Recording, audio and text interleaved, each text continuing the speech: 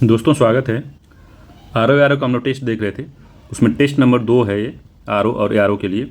ठीक है, तो 27 जुलाई को पेपर है इसका प्री का, 27 जुलाई 2025 को। ठीक है, और ये GS वर्ल्ड का हम लोग देख रहे थे आर ओ का। तो इसमें हम लोग देख रहे हैं ट्रेडिशनल वाला। ट्रेडिशनल मतलब कि विषय वाला, जैसे पहला पेपर जो था इसका पहला टेस्ट था वो हिस्ट्री का था, अभी दूसरा है ज्योग्राफी का है। ठीक है, तो इसमें लगभग 120 क्वेश्चन के आसपास आपके इसके मिलेंगे। बाकी इसमें करंट अफेयर्स भी कुछ है तो उसको हम लोग छोड़ देंगे।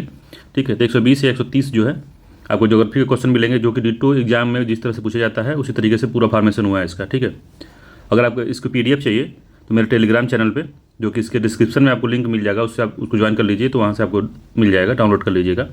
ठीक है, ताकि आप दोबारा से प्रैक्टिस कर सकें उसको। ठीक, इसके अलावा भी हमारे आर ओ के अन्य जो कोचिंगों के टेस्ट सीरीज हैं, प्लेलिस्ट बन के हमारे चैनल पे है, उसको जाके देख सकते हैं। सारा कुछ एकदम बढ़िया से प्लेलिस्ट में बन के रखा हुआ है, उसको बस आपको देखना ही है। ठीक है, जितना टेस्ट आप देखेंगे और उतना वेरिएशन क्वेश्चन का आएगा, तो दिमाग का जो नैरोनेस है वो थोड़ा बढ़ जाएगा। दिमाग ज़्यादा सोच पाएंगे आप, कहीं ना कहीं पढ़े हुए क्वेश्चन को तो आसानी से उसको एग्जाम हॉल में कहीं ना कहीं क्लिक कर जाएगा, तो क्वेश्चन संभावना सही होने की संभावना जैसे बढ़ जाती है। ठीक है, तो जितना हो सके उतना देख लीजिए उसको। 5-6 कोचिंगों के रखे हुए हैं, उसको देख सकते हैं आप। ठीक है, टेलीग्राम पे मैं लिंक डाल दूंगा सारी प्लेलिस्ट का, वहाँ से भी आप जाके डायरेक्ट, अगर नहीं जा पा रहे हैं वहाँ पे प्लेलिस्ट में, टेलीग्राम पे डाल दूंगा, तो वहाँ से आप जाके प्लेलिस्ट देख लीजिएगा। ठीक है, तो इसमें ज्योग्राफी के क्वेश्चन होंगे जो कि बहुत ही इंपॉर्टेंट है। ज्योग्राफी से क्वेश्चन आते हैं आर ओ में, तो कॉन्सेप्चुअल क्वेश्चन होंगे जहाँ पे एक्सप्लेन करने की जरूरत होगी, बढ़िया से एक्सप्लेन कर दिया जाएगा। ठीक है, तो चलिए देखते हैं क्वेश्चन किस तरह का पूछ रहा है। तो पहला क्वेश्चन है इसका कि सूची 1 को सूची 2 से मिलाना है और बताना है हमको कि कौन सा कूट जो है सही है। ठीक है, तो सूची 1 में मरुस्थल दिया हुआ है, सूची 2 में स्थिति दी हुई है। तो इस तरह का क्वेश्चन आर में पूछता है, तो प्लीज़ इसको बढ़िया से देखिएगा। तो गिब्सन मरुस्थल, कालाहारी है, पेटागोनिया है और अटाकामा है। पूछ रहा है कौन कहाँ पे है। ठीक है, तो कालाहारी सभी जानते हैं कि बोत्सवाना में है। ठीक है, तो नहीं जानते हैं तो जान लीजिए बोत्सवाना में है। ठीक है, तो बी का पहला हो जाएगा। ठीक है, जिसको जानते हैं उसी को आराम से देखिए। ठीक है, और गिब्सन ऑस्ट्रेलिया में है, तो 2 हो गया। ठीक है, तो 2-1 किस में है, 2-1 दोनों में दिख रहा है। फिर पेटागोनिया का पठार, अगर आप हॉलीवुड मूवी देखते होंगे तो उसमें लिख के आता है पेटागोनिया का पठार, इस तरह का बोलता है। तो पेटागोनिया कहाँ पे है बताइए, कहाँ पे है ये? तो अर्जेंटीना में है ये। ठीक है, अटाकामा जो है चिली में है, 4 है। ठीक है, तो 2-1-3-4, तो 2-1-3-4 किस में है, तो ए ऑप्शन में ही मिल गया हमको, तो ए ऑप्शन ठीक है इसका। तो गिब्सन जो है ऑस्ट्रेलिया में है, कालाहारी बोत्सवाना में है, पेटागोनिया अर्जेंटीना में है और अटाकामा चिली में है। ठीक है, जो कालाहारी मरुस्थल है वो जो है बोत्सवाना, नामीबिया और दक्षिण अफ्रीका में स्थित है। ठीक है, तो इस कालाहारी का जो पोजीशन है, तो नामीबिया और बोत्सवाना और साउथ अफ्रीका में, तीनों में ये फैला हुआ है। ठीक है, याद रखिएगा ये। दूसरा है अटाकामा, विश्व का सबसे शुष्क मरुस्थल है। तो विश्व का सबसे शुष्क मरुस्थल जो है अटाकामा है, जो दक्षिणी अमेरिका के चिली देश में स्थित है, याद रखिएगा इसको। गिब्सन ऑस्ट्रेलिया में सभी जानते हैं, विशाल रेगिस्तान के मध्य में स्थित है ये। ठीक है, और पेटागोनिया जो है एक ठंडा और शुष्क बड़ा रेगिस्तान है। ठीक है, ठंडा रेगिस्तान है पेटागोनिया। ठीक है, याद रखिएगा, और विश्व का 5वां बड़ा रेगिस्तान है। तो ये इसका आंसर सही था। अगला है, निम्नलिखित में से कौन सा युग्म सही सुमेलित है, पूछ रहा है। तो सही सुमेलित नहीं है हमको बताना है यहाँ पे, तो नहीं भी ध्यान से पढ़िएगा इसको। तो ग्रीनलैंड है, जो बता रहा है कि 2,175,600 वर्ग किलोमीटर है। न्यू गिनिया का पूरा डेटा दिया हुआ है आपको, 7,85,753 वर्ग किलोमीटर है। बोर्नियो का 7,48,168 है। और ग्रेट ब्रिटेन का तो 209,331 वर्ग किलोमीटर इसका दिया है। ठीक है, तो कौन सा सही सुमेलित नहीं है बताना है हमको। तो ग्रीनलैंड का अगर आप देखेंगे तो ग्रीनलैंड के बारे में पढ़ेंगे तो सबसे पहले क्षेत्रफल ही बताता है, तो पहला इसका ठीक है। दूसरा न्यू गिनी का भी ठीक बताया है, बोर्नियो का भी ठीक बता रहा है। ठीक, इन तीनों का सही, ग्रेट ब्रिटेन का गड़बड़ बता रहा है। ठीक है, ठीक है, तो इसका क्षेत्रफल जो है 244,820 वर्ग किलोमीटर है। ठीक है, इतना वर्ग किलोमीटर है, तो याद रखिएगा। इसका डी आंसर सही नहीं है। ठीक है, उत्तर डी इसका ठीक है। अगला है, तीसरे नंबर क्वेश्चन कह रहा है कि निम्नलिखित में से कौन से भारत का लघु औद्योगिक क्षेत्र है। तो लघु औद्योगिक क्षेत्र बताना हमको। तो कानपुर लखनऊ औद्योगिक क्षेत्र, उत्तरी बिहार एवं पूर्वी उत्तर प्रदेश औद्योगिक क्षेत्र, अमृतसर, जालंधर, लुधियाना औद्योगिक क्षेत्र। तो कौन सा पूछ रहा है कि लघु औद्योगिक क्षेत्र है, तो कानपुर लखनऊ औद्योगिक क्षेत्र नहीं है। ठीक है, आप देखे होंगे कि कानपुर और लखनऊ का बहुत इसमें नहीं है। तो भारत के जो लघु औद्योगिक क्षेत्र हैं उसमें उत्तरी बिहार एवं पूर्वी उत्तर प्रदेश का औद्योगिक क्षेत्र जो है, ठीक है, तो उत्तरी बिहार और पूर्वी उत्तर प्रदेश का जो औद्योगिक क्षेत्र है, जिसमें हम कह सकते हैं कि इलाहाबाद, वाराणसी और मिर्ज़ापुर का क्षेत्र आता है, और उत्तरी बिहार वाले में भोजपुर और मुंगेर वाला क्षेत्र है वो शामिल है, और अमृतसर, जालंधर, लुधियाना औद्योगिक क्षेत्र तो है ही, सभी जानते हैं। तो 2-3 इसका ठीक आंसर है। ठीक है, तो जो औद्योगिक क्षेत्र है हमारे यहाँ, लघु औद्योगिक क्षेत्र जो है भारत में, उसमें सबसे पहले अम्बाला अमृतसर है, सहारनपुर, मुजफ्फरपुर, बिजनौर है, इंदौर, देवास और उज्जैन है, जयपुर अजमेर है, कोल्हापुर है, दक्षिणी कन्नड़ है, उत्तर मालाबार है और मध्य मालाबार है, आदिलाबाद, निजामाबाद है इसमें। ठीक है, इलाहाबाद, वाराणसी, मिर्ज़ापुर वाला क्षेत्र है, भोजपुर, मुंगेर वाला क्षेत्र है, दुर्गापुर, रायपुर वाला है, बिलासपुर, कोरबा है और ब्रह्मपुर घाटी है। तो 13 लगभग छोटे लघु औद्योगिक क्षेत्र भारत में हैं। ठीक है, ठीक है, तो सी आंसर इसका सही था। अगला है चौथे नंबर क्वेश्चन, कह रहा है कि भारत में कृषि आधारित उद्योग के संबंध में निम्नलिखित कथनों पर विचार करें। तो पहला क्वेश्चन इस पे कि पहली सफल कपड़ा मिल मुंबई में 1854 में स्थापित की गई थी। ठीक है, और दूसरी है कि पहली जूट मिल 1859 में कोलकाता के पास स्थापित की गई थी। तो दोनों इस तरह क्वेश्चन, अब थोड़ा ट्रेंड बढ़ा है इस तरह क्वेश्चन पूछने का कि सब पहली बार कौन कैसे हो गया। तो ये अलग चीज़ पूछ रहा है, थोड़ा इसको ध्यान से देखिएगा। ठीक है, तो पहली कपड़ा मिल जो कावासाकी, जो नाना भाई डाबर थे, डाबर जो कंपनी देखते हैं, डाबर आंवला, डाबर च्यवनप्राश, तो वही डाबर वही वाले हैं, 1854 में मुंबई में स्थापित की गई थी। ठीक है, तो पहला वाला ये जो ऑप्शन है इसका पूछ रहा है कौन सा सही है, तो पहला ठीक है इसमें। ठीक है, जो जूट मिल है, पहली जूट मिल जो थी, तो पहली जूट मिल की स्थापना 1855 में हुई थी। ठीक है, 1855 में प्रथम जूट मिल की स्थापना कोलकाता के पास हुगली नदी के जो रिसरा जगह है, रिसरा है। ठीक है, रिसरा है, ये आ रहा है, ये रिसरा है। ठीक है, तो रिसरा में हुई, तो दूसरा वाला गलत हो गया, तो केवल एक सही है इसका। ठीक है, सही आंसर पूछा 1855 में हुआ था, और 54 में कपड़ा मिल बनी थी, जूट मिल 55 में बनी थी, याद रखिएगा 1800। ठीक, अगला 5वें नंबर क्वेश्चन कह रहा है कि निम्नलिखित में से कौन सी खेती सब्जी की खेती से संबंधित है।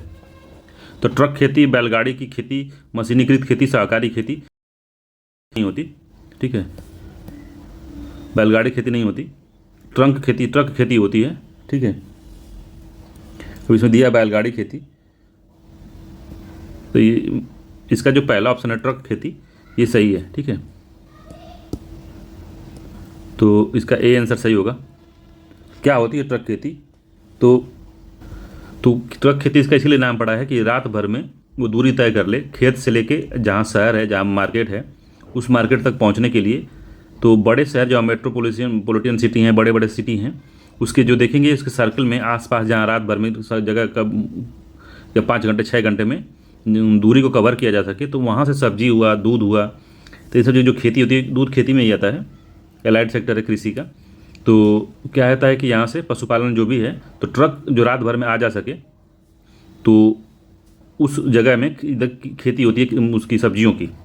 ठीक है, जगह जगह से गाड़ियाँ, ट्रक आ जाएँ, इसलिए इसको ट्रक खेती कहते हैं। ठीक है, ताकि माल सड़े गले ना 4-5 घंटे में पहुंचा दे, कहाँ पे, मार्केट में, शहरी मार्केटों में। ठीक है, तो ट्रक खेती कहते हैं इसको, तो इसीलिए पहला वाला ऑप्शन इसका ठीक है, ट्रक खेती यही है। अगला है निम्नलिखित में से कौन सा क्षेत्र पशुचारण खानाबदोश से संबंधित है। तो पशुचारण होता है और खानाबदोश होते हैं वहाँ पे, यहाँ से वहाँ घूमते रहते हैं। तो कौन सा है, राजस्थान है, सहारा है, यूरेशिया का टुंड्रा क्षेत्र है, तो कौन सा क्षेत्र है ये। तो आप देखेंगे तो तीनों ही जो क्षेत्र बता रहे हैं, ये तीनों ही उस तरह के क्षेत्र हैं जहाँ पे कोई खास वनस्पति, घास, इस तरह की चीज़ें ज़्यादा नहीं होती। ठीक है, तो राजस्थान में भी इस तरह से खानाबदोश लोग पशु चराते रहते हैं, घूमते रहते हैं। तो सही उत्तर बताना है हमको, तो सहारा में भी होता है ऐसे, और यूरेशिया के टुंड्रा जो क्षेत्र हैं वहाँ भी ऐसे ही होता है। तो ये लोग हैं, तीनों क्षेत्र है, डी इसका आंसर सही है। तो तीनों जगह पे राजस्थान में भी अब देखें खाना पानी के लिए बहुत दूर दूर तक लोग पशुओं और व्यक्ति खुद ही बहुत दूर दूर तक अपने पशु को लेकर चले जाते हैं। सहारा में भी ऐसे चले जाते हैं, यूरेशिया का टुंड्रा प्रदेश में भी ऐसे ही घूमते रहते हैं लोग। तो तीनों ही सत्य है इसका। तो खानाबदोश का मतलब ये है कि खाने पीने की वस्तुओं के लिए, जानवर के लिए, खाने पीने की वस्तुएं जानवरों के लिए लोग चरवाहे जो होते हैं ये बहुत दूर दूर तक चले जाते हैं, तो वही खानाबदोश होते हैं। ठीक है, 7वां नंबर क्वेश्चन कह रहा है निम्नलिखित में से उत्तर प्रदेश का भौगोलिक क्षेत्रफल कितने वर्ग किलोमीटर है? तो इंपॉर्टेंट क्वेश्चन है ये जैसे 2-3 स्टेटमेंट वाला आप दे रहा है ना, तो एक स्टेटमेंट दे देगा यूपी पीसीएस वगैरह में, तो वहाँ पे गड़बड़ी हो जाएगी। तो थोड़ा सा मोटा मोटी अंदाज़ा होना चाहिए, बहुत ज़्यादा नहीं, अंदाज़ा होना चाहिए कितना है। तो लिखा है 5 लाख वर्ग किलोमीटर के आसपास पहला ऑप्शन है। दूसरा है 2,40,900, 2,60,000, 2,65,000, तो 5 लाख वाला तो नहीं है, ये गलत हो गया पहले ही है। तीनों में इसी में तो सबसे जो कम है इसमें वही सही है, तो इसका बी आंसर ठीक है। 2,40,928 वर्ग किलोमीटर में है, इस बात को याद रखिएगा, ठीक है। तो उत्तर प्रदेश जो है भारत का सबसे बड़ा, जनसंख्या के आधार पर सबसे बड़ा देश है, राज्य है, ठीक है। और क्षेत्रफल के आधार पे चौथा सबसे बड़ा है, याद रखिएगा, क्षेत्रफल के आधार पे 4th सबसे बड़ा है, ठीक है। तो इसका बी आंसर सही है, याद रखिएगा। जनसंख्या के पहला है और क्षेत्रफल में चौथा है। अगला लोक नृत्य के बारे में पूछ रहा है कि लोक नृत्य जो है चरकुला का संबंध उत्तर प्रदेश के निम्नलिखित में से किस क्षेत्र से है? तो चरकुला का जो संबंध है तो वज्र कह रहे हैं, ब्रज दिया हुआ है, पूर्वी क्षेत्र है, पश्चिमी क्षेत्र है, मध्य क्षेत्र है। तो उत्तर प्रदेश के किस क्षेत्र से संबंधित है बताना है आपको, बताइए किससे संबंधित है। तो ये ब्रज क्षेत्र जो है इधर वाला, ठीक है, इनसे संबंधित है, ए आंसर सही है। जहाँ कृष्ण जी मथुरा और आगरा वाला क्षेत्र है इधर वाला, इधर संबंधित है, ये मथुरा से, मेनली मथुरा संबंधित है, ठीक है। तो इसमें क्या होता है कि घड़ा नृत्य में बैलगाड़ी अथवा रथ के पहिए पर कई घड़े रखे जाते हैं और उनके सिर पर रख के नृत्य किया जाता है, और तेल के दीपक अपने सिर पर रख के महिलाएं नाचती हैं, तो उधर चरकुला होता है। तो इंपॉर्टेंट है काफ़ी, है ए आंसर सही है इसका, ठीक है। अगला क्वेश्चन है कि निम्नलिखित में से उत्तर प्रदेश में रिहंद घाटी जो है नहर योजना से लाभान्वित जिले कौन कौन से होते हैं? तो रिहंद जो नदी है, तो रिहंद नदी देखेंगे आप तो पूर्वी क्षेत्र में बहती, दामोदर वाले क्षेत्र में जो है उधर बहती है ये। तो कौन कौन से जो हैं उससे लाभान्वित होते हैं? तो मिर्ज़ापुर है, सोनभद्र, वाराणसी, इलाहाबाद है। तो मोस्ट प्रोबेबली चांस है कि यही हो, क्योंकि इधर ही वाला क्षेत्र है दामोदर, और जो वो कौन सी छोटा नागपुर वाला जो क्षेत्र है उसी के आसपास का, उसके उत्तर वाला जो क्षेत्र है उन्हीं से वही लाभान्वित होते हैं। तो उत्तर प्रदेश का पूछा है तो मिर्ज़ापुर है, सोनभद्र, वाराणसी है, इलाहाबाद है, फैजाबाद, सुल्तानपुर, कानपुर, बहराइच वाला क्षेत्र नहीं है, गोरखपुर वाला उत्तर में चला जाएगा काफ़ी, ये नहीं है, लखनऊ, कानपुर, बाराबंकी ये बीच में आ जाएगा, ये भी नहीं है। तो ये पहला इसका आंसर सही है, ठीक है। तो रिहंद बांध उत्तर प्रदेश के सोनभद्र जिले में पिपरी नगर में स्थित है, ठीक है। और गोविंद वल्लभ पंत सागर जो है वही है, रिहंद नदी जो है उधर ही से बहती है, तो उसी पे बांध है ये, ठीक। तो इसे मिर्ज़ापुर, सोनभद्र, इलाहाबाद, वाराणसी जिले जो हैं पर सिंचाई होती है इनकी, ठीक। अगला क्वेश्चन है कि निम्नलिखित में से गोमती नदी का उद्गम स्थल कहाँ है? ये बढ़िया क्वेश्चन है, गोमती नदी का। तो एक बार हम इसकी डॉक्यूमेंट्री टाइप का देख रहे थे, तो गोमती नदी जहाँ से निकलती है वहाँ पे नाली टाइप का था, बहुत ज़्यादा गहरी और बहुत बड़ी नदी नहीं दिखा रहा था। तो पूछ रहे कहाँ से होती है? तो कतरनिया बहराइच से, फुलहर झील पीलीभीत से, रामगढ़ ताल गोरखपुर से, बखीरा झील संत कबीर नगर से। तो कहाँ से बहती है? तो फुलहर झील पीलीभीत से निकलती है, बी आंसर सत्य है इसका। तो फुलहर झील के पास देखिए, तो वहाँ जब निकली थी तो पूरा नाली वाली था, इस तरह से पतला पतला नाली थी। तो कोई वीडियो बना के शायद अपना ब्लॉग दिखा रहा था, तो उसी में देखा था मैंने, इसका बी आंसर सही है, ठीक है, याद रखिएगा। तो गोमती नदी का उद्गम जो है पीलीभीत जिले में है, तहसील कलीनगर, ठीक है, ग्राम फुलहर है, ठीक। उसको फुलहर झील या गोमत ताल भी कहते हैं। और जो नदी का बहाव उत्तर प्रदेश में 900 किलोमीटर के आसपास है, इसका 900 किलोमीटर बहती है ये वाराणसी के निकट सैदपुर है, गाजीपुर में, वहीं पे जाके गंगा से मिल जाती है। तो पूछता है कभी कि गोमती जो है गंगा से कहाँ मिलती है? तो गाजीपुर में मिलती है, ठीक है, वीरों की धरती गाजीपुर, तो वहाँ मिलती है, ठीक है। और अगला क्वेश्चन देखते हैं 11 नंबर का, कि भारत में उत्तर प्रदेश निम्नलिखित में से किस पैदावार का सबसे बड़ा उत्पादक है? तो उत्तर प्रदेश जो है किसका सबसे अधिक उत्पादन करता है? कॉफ़ी का तो नहीं करता, खाद्यान्न है, जूट है, दलहन है, तो खाद्यान्न का ही करता होगा, ठीक है। बी आंसर से खाद्यान्न का, खाद्यान्न में गेहूँ, चावल, ये सब आ जाएगा, मोटे अनाज भी थोड़ा आ जाते हैं, खाद्यान्न में गेहूँ चावल मैक्सिमम आता है, ठीक है। तो खाद्यान्न में है, याद रखिएगा। 12वां है सी मैप शोध संस्थान, सी मैप शोध संस्थान के बारे में पूछ रहा है। केंद्रीय औषधीय एवं सगंध पौधा संस्थान जो है उसको सी मैप कहा जाता है, केंद्रीय औषधीय एवं सगंध पौधा संस्थान, सी मैप शोध संस्थान उत्तर प्रदेश के किस नगर में स्थित है? तो किस नगर में स्थित है? तो सहारनपुर है, मेरठ है, लखनऊ है, आगरा है, तो लखनऊ में स्थित है, सी आंसर सही है, ठीक है। औषधि और जो इत्र उत्र वाला जो शोध संस्थान है उसके पूछ रहा है। तो शोध संस्थान पूछता है तो याद रखिएगा इसको भी, इसको इन शॉर्ट में सीमैप कहते हैं। 13 नंबर क्वेश्चन है, निम्नलिखित में से उत्तर प्रदेश की थारू जनजाति की उपजाति क्या है? तो थारू जनजाति की जो उपजाति है उसे क्या कहते हैं? तो बुक्सा कहते हैं। तो बुक्सा खुद ही एक है।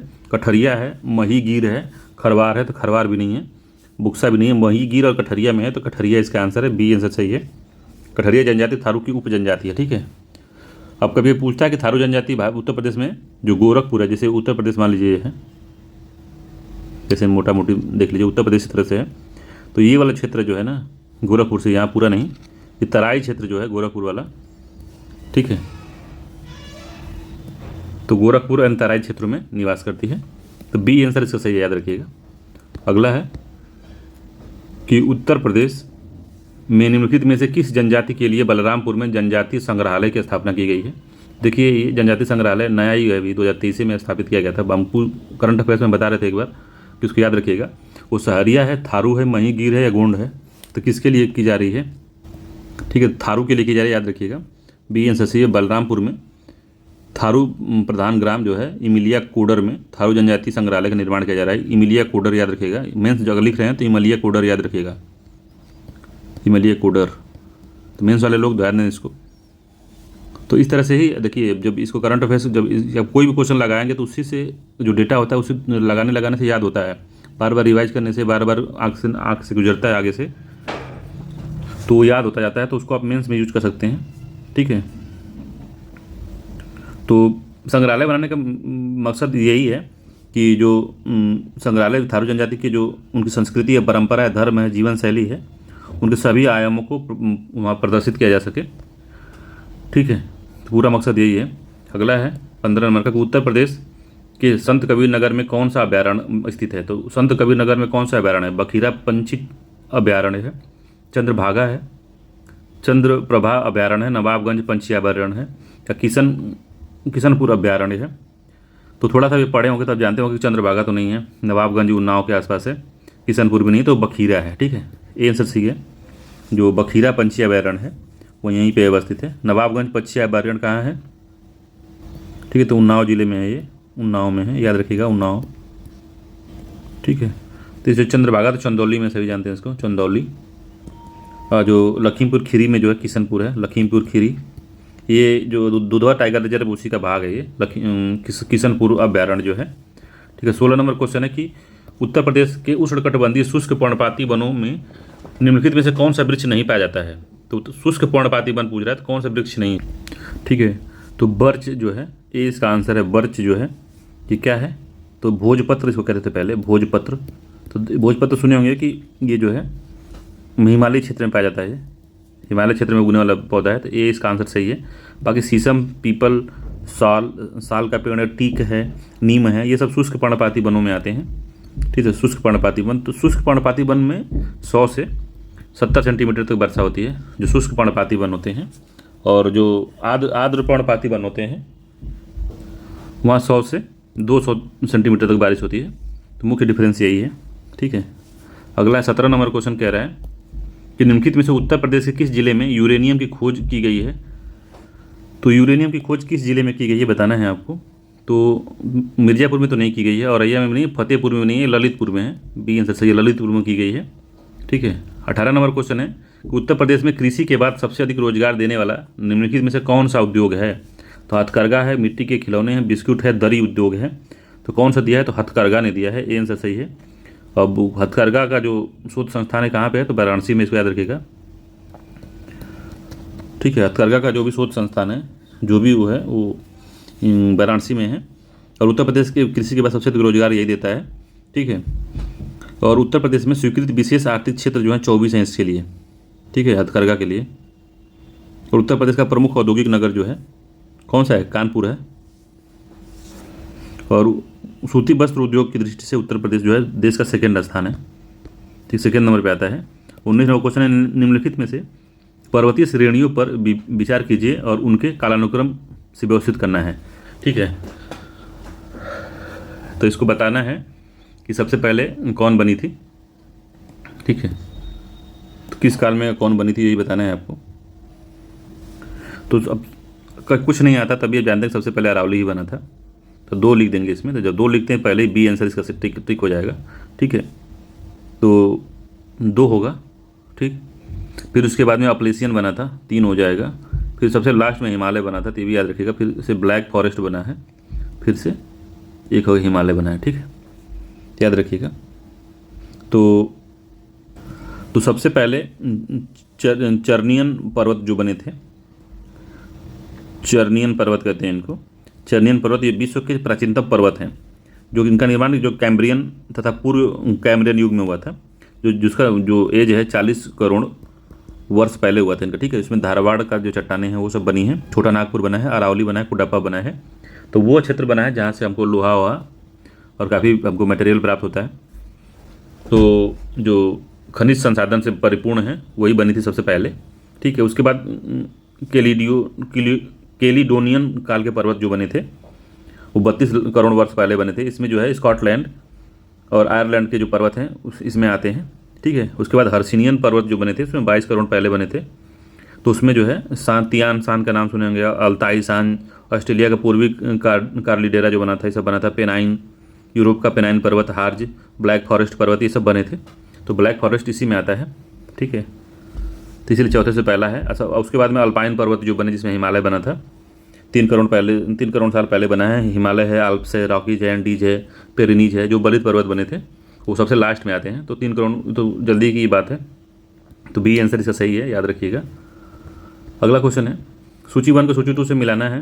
तो जल संधियाँ दिया हुआ है और स्थिति दी हुई है इनकी। तो ये भी इंपॉर्टेंट क्वेश्चन है। तो मलक्का जल संधि जो है स्पेन और मोरक्को के बीच में है। कि जिब्राल्टर जल संधि कि कहाँ है इसको बताना है आपको, कौन किससे संबंधित है। तो मलक्का जल संधि है इंडोनेशिया और मलेशिया के बीच में, जब चाइना वाले क्षेत्र में जब जहाज़ें इसी से होकर जाती हैं मलक्का पे। ठीक है, तो 4 हो गया पहले का। ठीक है, यूकाटन जल संधि जो है कहाँ पे है, तो इंग्लैंड और फ्रांस के बीच में है। इंग्लैंड फ्रांस के बीच में 1 हो गया।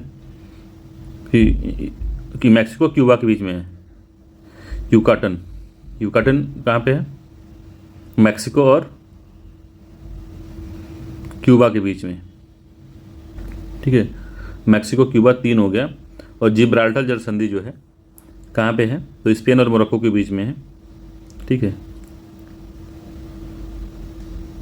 कि इंग्लैंड और फ्रांस के बीच में है, बताइए। अरे सुएज नहर वाली है भाई साहब। जिब्राल्टर जो है कहाँ है, तो स्पेन और मोरक्को के बीच में है, 2 हो गया। और डोवर जल संधि इंग्लैंड और फ्रांस के बीच में है, 1 हो गया। तो 4 3 2 1 इसका सही आंसर होगा। 4 3 2 1 सी आंसर इसका। ठीक है, ठीक है। तो इसको याद करना होता है किसी तरीके से। अब दिया है सूची 1 को सूची 2 से मिलाना है। तो सिद्धांत दिया हुआ है, विद्वान दिए हुए हैं। तो तापीय संकुचन सिद्धांत है, महाद्वीपीय फिसलन सिद्धांत है, संवहन सिद्धांत है, महाद्वीपीय विस्थापन सिद्धांत है। तो यहाँ महाद्वीपीय विस्थापन सिद्धांत आप जानते होंगे, प्लेट वाला जो बेगनर हो गए इसके। ठीक है, 1 हो गया, चौथे का 1 है। ठीक, और संवहन तरंग सिद्धांत होम्स दिए हैं, 4 हो गया। ठीक है, और महाद्वीपीय फिसलन सिद्धांत किसने दिया है बताइए, महाद्वीपीय फिसलन सिद्धांत किसने दिया है, तो जेफ्रीज ने दिया है इसको।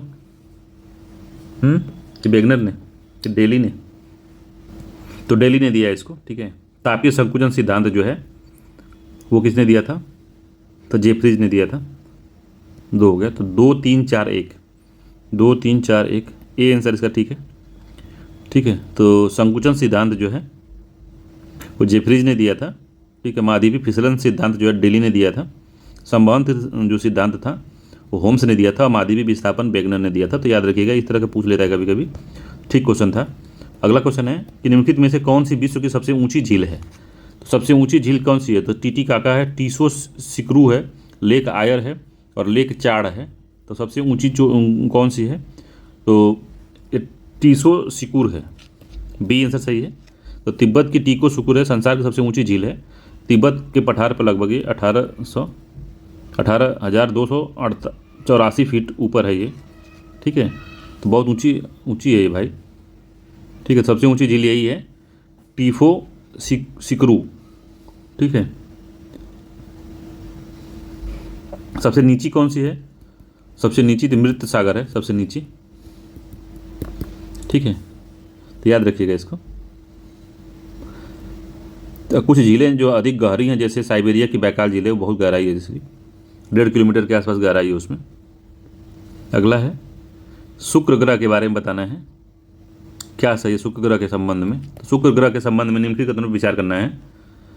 तो बताना कि यह हमारे सौरमंडल का सबसे गर्म ग्रह है। तो बुध सबसे गर्म है ना, शुक्र है, शुक्र है, ठीक है। बुध मैं इसलिए कह रहा हूँ कि सूर्य के सबसे निकट जो है बुध है, तो उस हिसाब से बुध अधिक गर्म होना चाहिए। मगर जो बुध के अंदर जो वायुमंडल है वो इन नहीं है, बुध में वायुमंडल नहीं है, तो जहाँ वायुमंडल नहीं होता वहाँ गर्म ज़्यादा नहीं होता, ठीक है। मगर जो शुक्र है, शुक्र के पास CO2 ज़्यादा है, तो CO2 ज़्यादा रहने की वजह से ये जो हीट एब्जॉर्ब बहुत ज़्यादा करता है, इस वजह से सबसे अधिक सौरमंडल का ग्रह है, इसलिए सबसे चमकीला है। तो भोर का तारा इसीलिए कहते हैं, चमकता रहता है ये, ठीक है। दूसरा है कि संयुक्त राज्य अमेरिका शुक्र की सतह पर अंतरिक्ष यान उतारने वाला एकमात्र देश है। तो क्या ये बात सही है, शुक्र की सतह पर उतारने वाला एकमात्र देश है? तो रसिया ने भी भेजा है, ठीक है।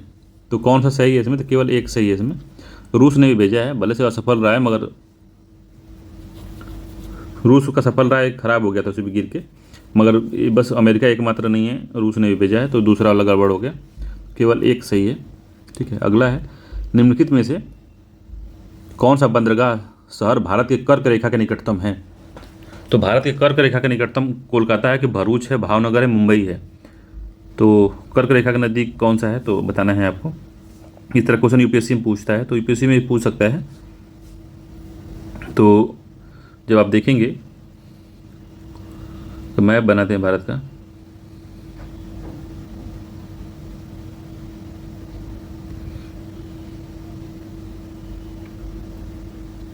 तो जो मैप बनाते हैं तो ये गुजरती है जो कर्क रेखा है,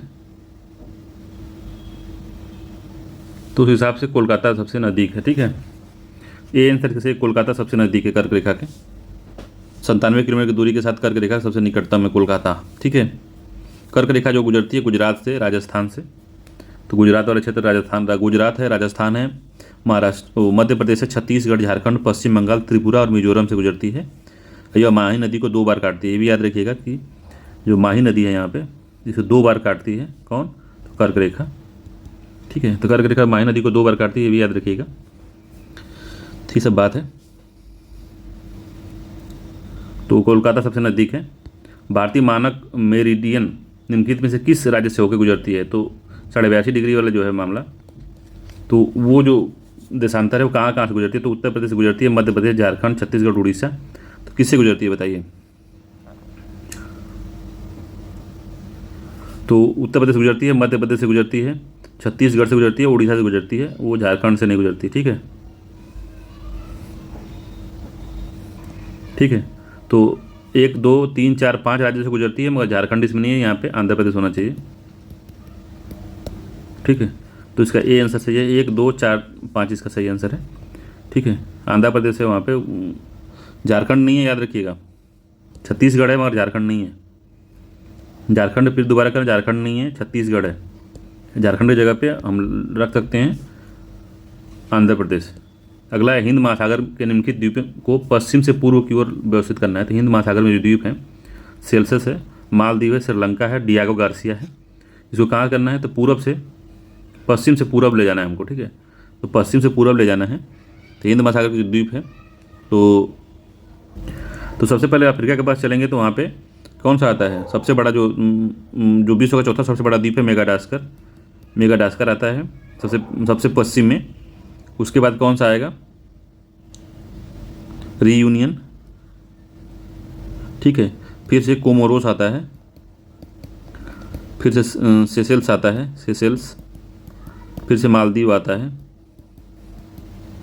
फिर मॉरिशस आता है, फिर श्रीलंका है, फिर इंडोनेशिया है, ठीक है। इसी में डियागो गार्सिया भी यहाँ पे है, डियागो गार्सिया, ठीक है। सेशेल्स के बाद सेशेल्स है, Diego Garcia, Maldives, Mauritius, Sri Lanka, ठीक है, और इंडोनेशिया है। तो सबसे पहले क्या आएगा? सबसे पहले आएगा सेशेल्स आएगा एक, फिर उसके बाद आएगा डियागो गार्सिया, फिर से मालदीव आएगा, फिर श्रीलंका आएगा, ठीक है। तो 1 4 2 3 1 4 2 3 डी आंसर इसका सही है। 1 4 2 3 डी वाले में दिया हुआ है, तो डी आंसर सही है इसका। फंडी की खाड़ी निम्नलिखित में से किस देश में है? तो फंडी की खाड़ी आपको नाम सुने होंगे कि यहाँ पे ज्वार भाटा के मामले में जब सुने होंगे कि ऊँच कई कितने बार ज्वार आता है यहाँ पे।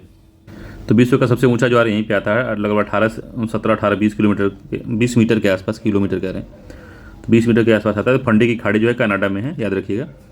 तो फंडी की खाड़ी कनाडा का एक प्रांत है, ठीक है। तो बी आंसर इसका सही है। अगला है यंत्र है, 28 नंबर क्वेश्चन है, सुमेलित करना है। यंत्र है और मौसम के तत्व हैं। तो स्टीवेंस स्किन जो है तापमान नापता है, ब्यूफोर्ट स्केल जो है आर्द्रता, हाइग्रोमीटर वर्षा मापता है। तो कौन सा सही है, कूट के हिसाब से बताना है कि कौन सा इसमें जो है ठीक है। तो स्टीवेंस स्क्रीन जो है ये तापमान मांगता है, पहला ठीक है। बाकी हाइग्रोमीटर जो है आर्द्रता मापता है, ठीक है। अब ब्यूफोर्ट स्केल हो सकता है वर्षा ना मापता हो, तो ये दोनों ही गलत हैं, केवल एक सही है, ए आंसर ठीक है इसका, ठीक है। तो स्टीवेंस स्क्रीन जो है को थर्मामीटर शेल्टर भी कहते हैं इसको, ठीक है। इसका उद्देश्य जो है मानकीकृत वातावरण प्रदान करना, इसका उद्देश्य जो है एक मानकीकृत वातावरण प्रदान करना है जिसमें तापमान, आर्द्रता, उष्ण बिंदु आदि वायुमंडलीय दबाव को मापता है ये, ठीक है। ब्यूफोर्ट्स पैमाना एक अनुभज्य उपाय है जो कि समुद्र में या भूमि पर देखी गई किसी स्थित हवाओं की गति संबंधित है, गति मापता है ये,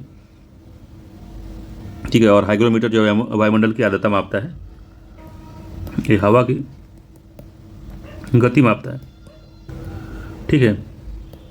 तो ए आंसर सही है। अगला क्वेश्चन है 29 नंबर का कि भारत के निम्नलिखित में से कौन सा राज्य म्यांमार के साथ सीमा साझा करता है?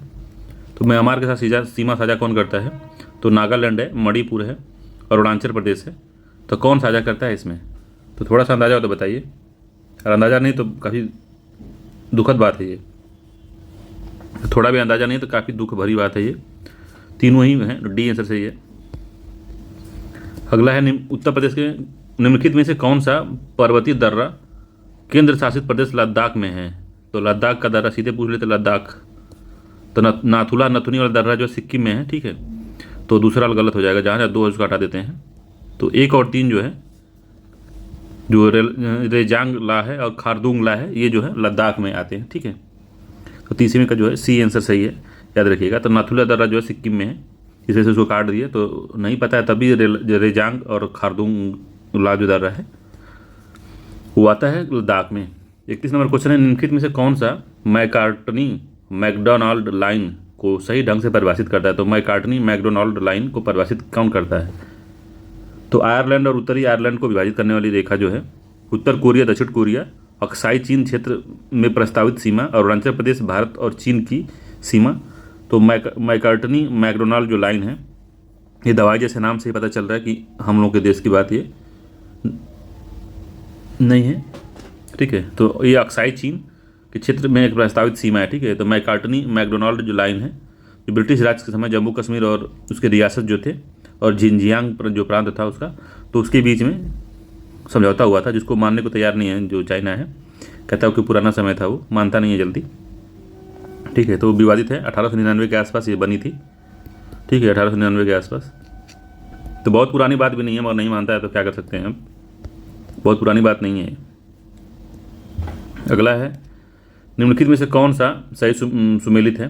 तो सेराथांग अरुणाचल प्रदेश, नाथुला सिक्किम, ये ठीक है। लीपू लेक जो उत्तराखंड में है, ये भी ठीक है। तो 2-3 तो ठीक है, पहला क्या सेराथांग अरुणाचल प्रदेश में है? तो सेराथांग अरुणाचल प्रदेश में नहीं है, सेराथांग सिक्किम में है, ठीक है। तो ये गलत हो गया पहला। तो सही सुमेलित कौन कौन से? तो 2-3 सही सुमेलित हैं, इसका बी आंसर सही है। बाकी नाथुला दर्रा सिक्किम में है, ठीक है, और लीपू लेक दर्रा जो है उत्तराखंड में है।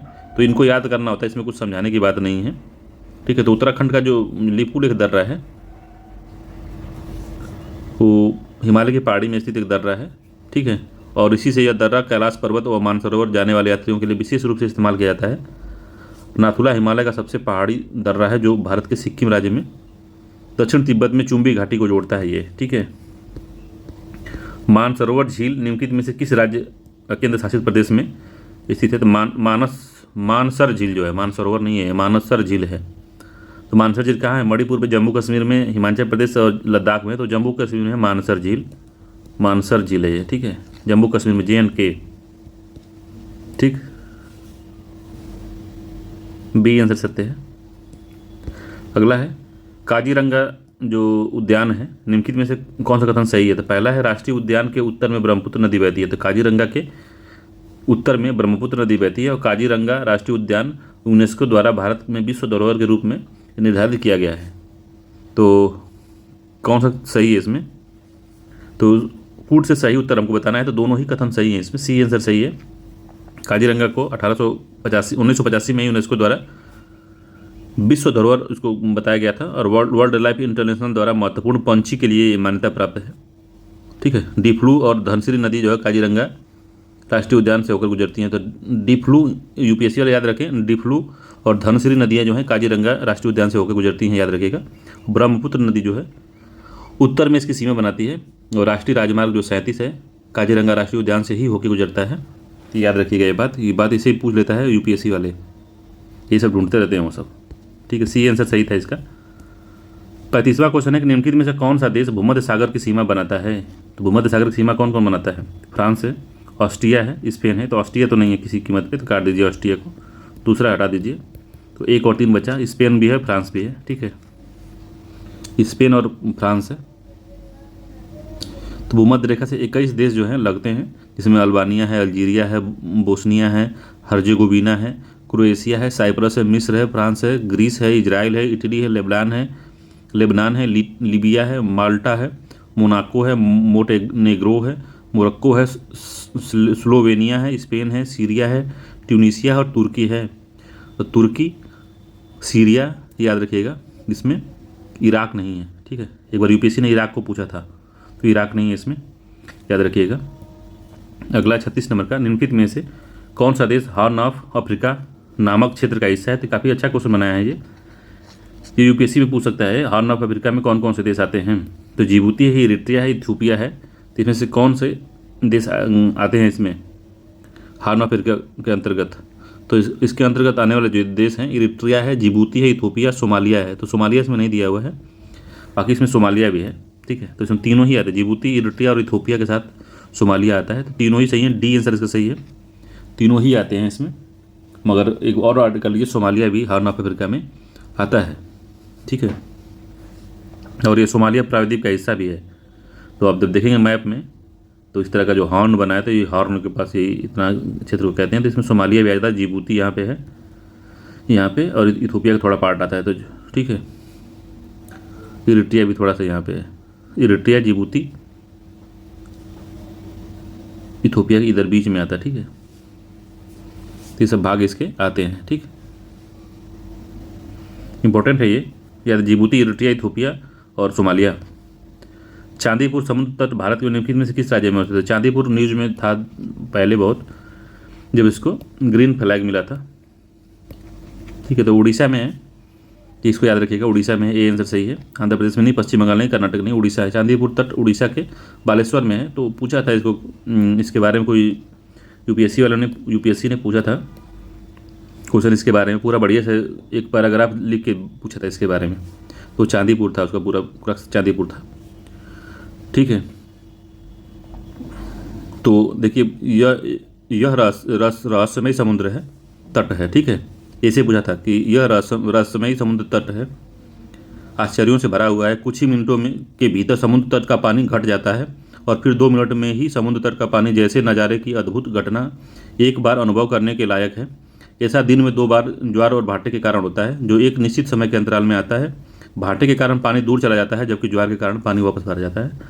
तो ऐसे ही पूछा था, तो चांदीपुर समुद्र तट था। ठीक है, 38 नंबर क्वेश्चन है, निम्नलिखित कथनों में से साल्टोरो रिज के बारे में बताना है कहाँ पे है। तो सियाचिन ग्लेशियर के दक्षिण पश्चिम में है, पोंगोंग त्सो के उत्तर में है, देपसांग मैदान के दक्षिण पूर्व में है, बल्तिस्तान के उत्तर में है। तो ये साल्टोरो रिज कहाँ पे है। तो सियाचिन ग्लेशियर के दक्षिण में है। तो सियाचिन से 2 क्वेश्चन आ गए। इससे पहले जो दवाई जैसे नाम था, कौन थी, और मैकडोनाल्ड थे, एक कोई महिला का नाम था, और मैकार्टनी मैकडोनाल्ड लाइन जो थी, ये भी जो है सियाचिन से, अक्साई चीन संबंधित थी। ठीक है, सॉरी, अक्साई चीन से संबंधित थी। और जो ये है जो सियाचिन ग्लेशियर से संबंधित है। तो साल्टोरो रिज के बारे में पूछ सकता है यूपीएससी वाले कि ये रिज कहाँ पे है। तो यहाँ पे है अगर बहुत ज़्यादा दिमाग दौड़ाए तो ROR में पूछ सकता है, UPPC से पूछ सकता है इसको, तो ध्यान से देखिएगा थोड़ा। अगला क्वेश्चन है, निम्नलिखित में से कौन सा द्वीप केंद्र शासित प्रदेश लक्षद्वीप से में स्थित है? तो लक्षद्वीप में कौन कौन से स्थित है वही पूछ रहा है। तो अगत्ती द्वीप भी है, बंगारम द्वीप भी है, कदमत द्वीप भी लक्षद्वीप का भाग है। तो तीनों ही लक्षद्वीप का भाग है, डी आंसर इसका सही है, तीनों ही भाग हैं इसके। ठीक है, लक्षद्वीप समूह में लगभग 36 द्वीप हैं। ठीक है, याद रखिएगा। 40वां है, निम्नलिखित में से कौन से सही सुमेलित हैं? तो चेनमो घाटी लद्दाख में है। ठीक है, सियाचिन जम्मू कश्मीर में है, और सर क्रीक जो है गुजरात में है। तो सर क्रीक जो है गुजरात में है। ठीक है, एक ही दलदला पानी है, दलदला पानी है इसमें। ठीक है, दलदली भूमि छोटी, कुछ 179 किलोमीटर की, 169 किलोमीटर का एक थोड़ा सा वो है, जिसको डिस्प्यूटेड है ये सर क्रीक, पाकिस्तान और भारत के बीच में। ठीक है, बाकी जो चांगचेनांग या चांगचेमो, ये तिब्बत भाषा में इसका नाम ये है, लद्दाख में है। पहला वाला ठीक है, पहला और तीसरा ठीक है। ठीक है, मगर जो तो ये लद्दाख है, सियाचिन लद्दाख में। ठीक है, सर क्रीक जो है लगभग 96 किलोमीटर के आसपास, 169 नहीं 96 किलोमीटर है ये। तो ये 9,669 हमको समझ में आ रहा था, थोड़ा सा दिमाग में चल रहा था, तो 100 हमको 69 याद आ रहा था। ठीक है, तो 1-3 इसका सही आंसर है, सी आंसर सही है। बाकी सियाचिन लद्दाख में, जम्मू कश्मीर में नहीं है। अगला क्वेश्चन है, नागालैंड राज्य के बारे में निम्न कथनों पर विचार करना है। तो पहला है कि यह म्यांमार के साथ सीमा साझा नहीं करता। तो नागालैंड क्या म्यांमार के साथ सीधा नहीं? अभी देखें कि साझा करता है, पहला गलत हो गया। पूर्वांचल श्रेणी का सारामती पर्वत नागालैंड में स्थित है। तो सारामती पर्वत जो है वो नागालैंड में अवस्थित है। ठीक है, ये बी आंसर सत्य है इसका। पूर्वांचल श्रेणियाँ जो है नागालैंड और जो नॉर्थ ईस्ट वाले जो क्षेत्र में है, तो पूर्वांचल की पहाड़ियाँ इसको कहते हैं। ठीक है, ऐसे तो ये जो पहाड़ियाँ लटक के आया है हिमालय का भाग, और जाके अंडमान निकोबार तक चला गया है, तो इस सभी अंडमान निकोबार भी हिमालय का भाग है, याद रखिएगा। ये पूरा जो है पूर्वांचल की श्रेणी है। ठीक है, हिमालय वाली, जो यहाँ पे म्यांमार और भारत का सीमा जो बनाती है। अगला क्वेश्चन है कि अस्कोट वन्यजीव अभयारण्य निम्नलिखित में से किस राज्य में अवस्थित है? तो अस्कोट के बारे में पूछ रहा है, किस में है ये? तो उत्तराखंड है, हिमाचल प्रदेश है, लद्दाख है, जम्मू कश्मीर में। तो उत्तराखंड में है, याद रखिएगा, ए आंसर सही है। पिथौरागढ़ में है अस्कोट वन्यजीव अभयारण्य। ठीक है, ये जो है इन्वायरमेंट सेंसिटिव जोन में आता है। ठीक है, सेंसिटिव जोन में आता है। ठीक है, ESZ में आता है। ठीक है, इसका क्षेत्र जो है अस्कोट वन्यजीव अभयारण्य का, वो इन्वायरमेंटल सेंसिटिव जोन में आता है। ठीक, 43 निम्नलिखित में से कौन सा जनसंख्या की दृष्टि से उत्तर प्रदेश का सबसे बड़ा जनपद है? जनसंख्या का सबसे ज़्यादा किसमें है? बहराइच है, कानपुर है, गौतम बुद्ध नगर है और इलाहाबाद है। तो सबसे बड़ा तो इलाहाबाद है, डी आंसर सही है, इलाहाबाद सबसे ज़्यादा है। 44 नंबर क्वेश्चन है, जनगणना 2011 के अनुसार उत्तर प्रदेश में 10 लाख लोगों की शहर वाला लोगों की जनसंख्या वाला नगर कितने हैं? तो ये क्वेश्चन कई बार पूछ चुका है। ठीक है, तो 10 लाख से अधिक वाले 6 हैं। ठीक है, 2011 की जनगणना के अनुसार जो है, सॉरी 6 कह रहा हूँ, 7 हैं। ठीक है, 7 हैं ज़्यादा, कई बार पूछा है, इसको याद रखिएगा। 10 लाख से अधिक आबादी वाले जो उत्तर प्रदेश के ज़िले हैं वो 7 हैं, जिसमें कानपुर, लखनऊ, गाजियाबाद, आगरा, मेरठ, इलाहाबाद, वाराणसी, ये सब आते हैं। ठीक है, अगला है, जनसंख्या के आकार की दृष्टि से निम्नलिखित में से भारत का सबसे छोटा राज्य कौन सा है? तो भारत का सबसे छोटा राज्य है जनसंख्या के आकार की दृष्टि से सिक्किम है, पंजाब है, असम है, नागालैंड है। तो आपको क्या लगता है? आंख मूंद के भी मार देंगे कि सिक्किम ही है, इसका ए आंसर सही है। जनसंख्या की दृष्टि से सिक्किम जो है सबसे, तो इसमें 6,07,680 है। ठीक है, 6,07,688 जनसंख्या यहाँ पे बस। अगला है कि 2011 की जनगणना के अनुसार 2001 से 11 की अवधि में जनसंख्या की वृद्धि दर सर्वाधिक कहाँ रही है? किस राज्य की रही है सबसे सर्वाधिक वृद्धि दर? मध्य प्रदेश, मणिपुर, राजस्थान और मेघालय।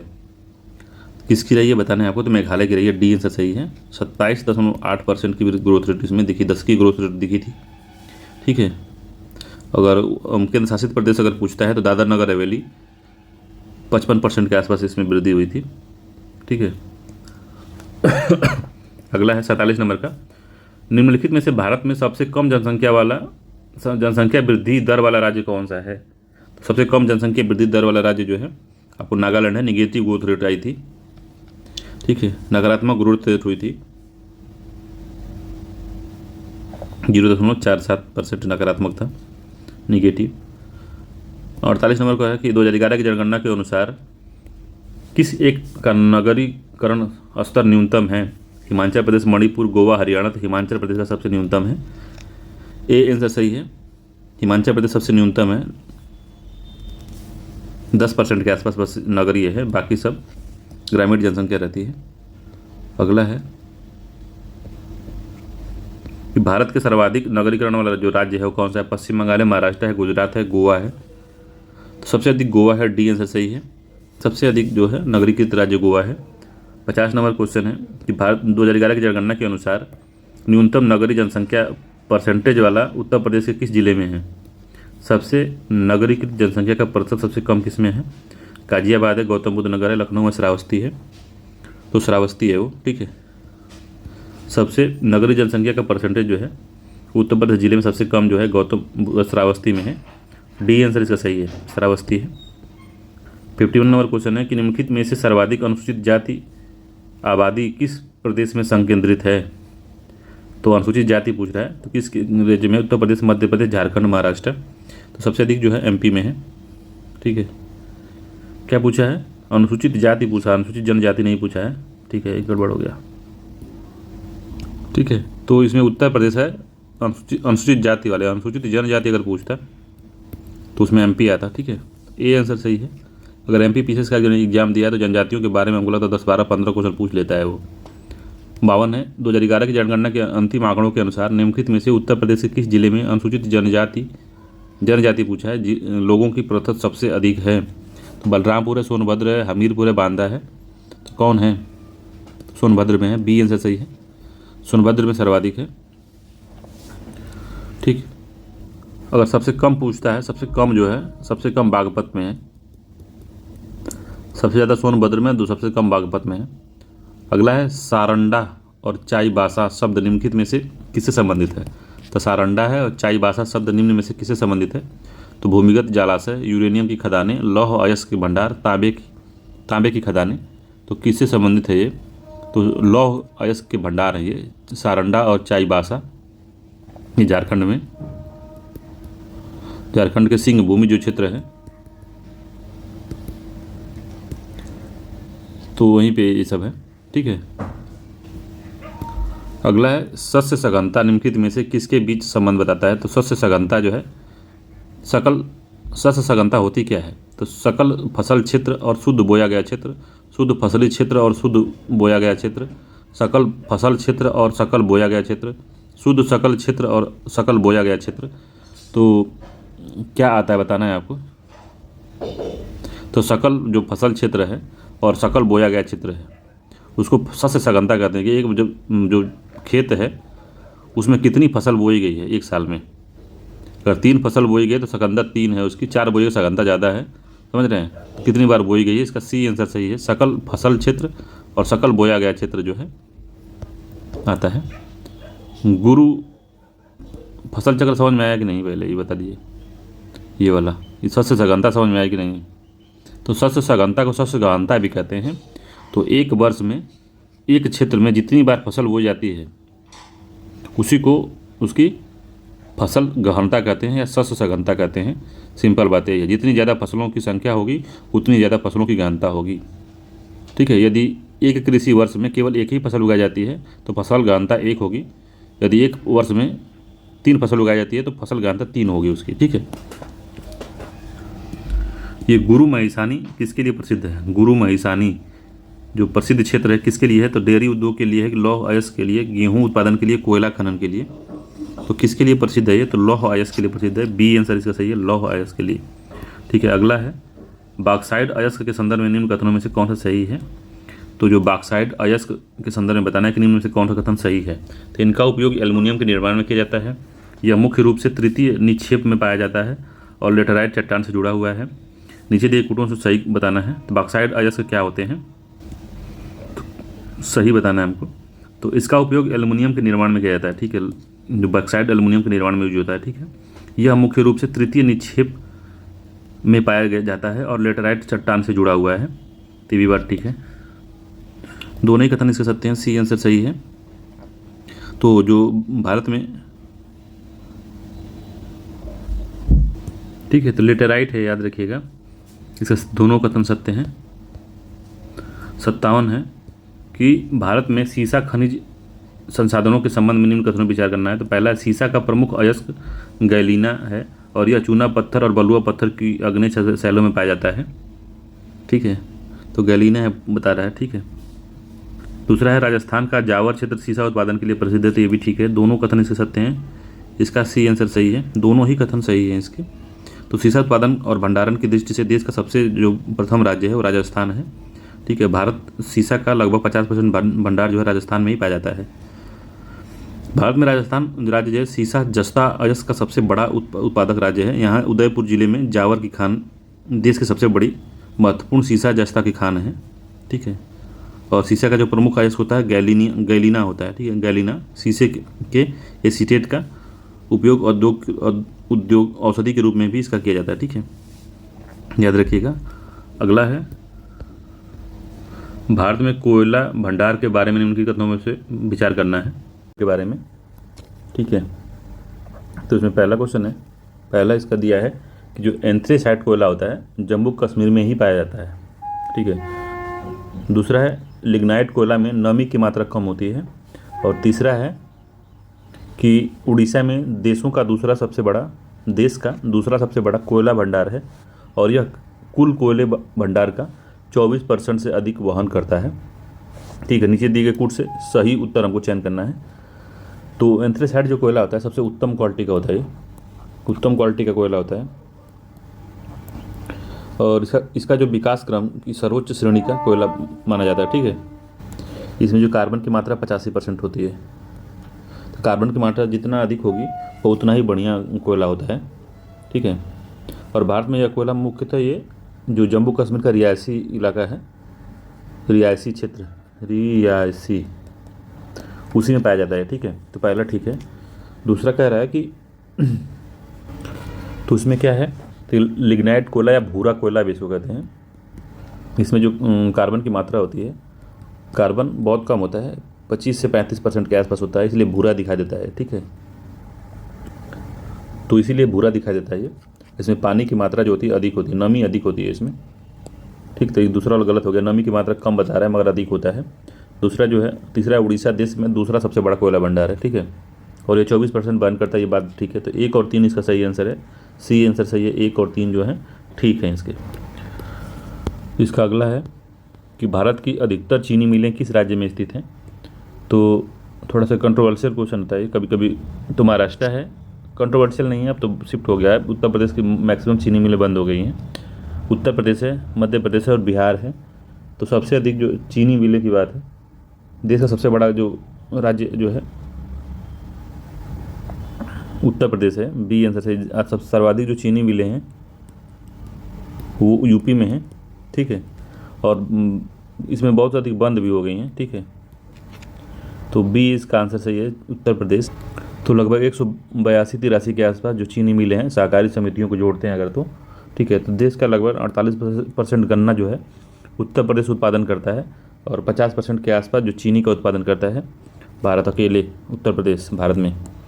60वां है, निम्नलिखित में से कौन सा स्थान भारत में मैग्नीज उत्पादन के लिए केंद्र है उसका, मैग्नीज का। तो तुमकुर है, कडप्पा है, बालाघाट है। तो निम्नलिखित में से सही बताना है कि कौन सा इसमें जो है सही है। तो तुमकुर जो है, ठीक है, तो तुमकुर है, कडप्पा है और बालाघाट है। तो बालाघाट महाराष्ट्र में है, कडप्पा जो है आंध्र प्रदेश में है और तुमकुर जो है कर्नाटक में है। ठीक है, तो याद रखिएगा ये तीनों है। तो सब जान मैग्नीज जो होता है वो फ्री वातावरण में, प्रकृति में वो फ्री नहीं पाया जाता, अकेले ये नहीं पाया जाता है, ये लोहे के साथ रहता है। ठीक है, तो ये इसका जो है लोहे के साथ अक्सर इस संयोजन में पाया जाता है। तो जहाँ जहाँ लोहा पाया जाता है उस एरिया में मैग्नीज पाया जाएगा। ठीक है, तो सबसे महत्वपूर्ण जो मैग्नीज अयस्क होता है उसको पायरोलुसाइट कहते हैं। तो ये पूछ देता है पायरोलुसाइट किसका अयस्क है, तो मैग्नीज का है ये। ठीक है, ठीक। तो ये जो है कर्नाटक का है, ये कडप्पा आंध्र प्रदेश, ये बालाघाट जो है मध्य प्रदेश का, वो महाराष्ट्र का। ठीक है, ठीक है, तीनों ही इसके कथन सही हैं, डी आंसर सही है इसका। अगला है तांबे के बारे में पूछ रहा है कि तांबा खनिज के संबंध में निम्न में से निम्न कथनों पर विचार करना है। तो भारत में तांबे के भंडार और उत्पादन की गंभीर कमी है।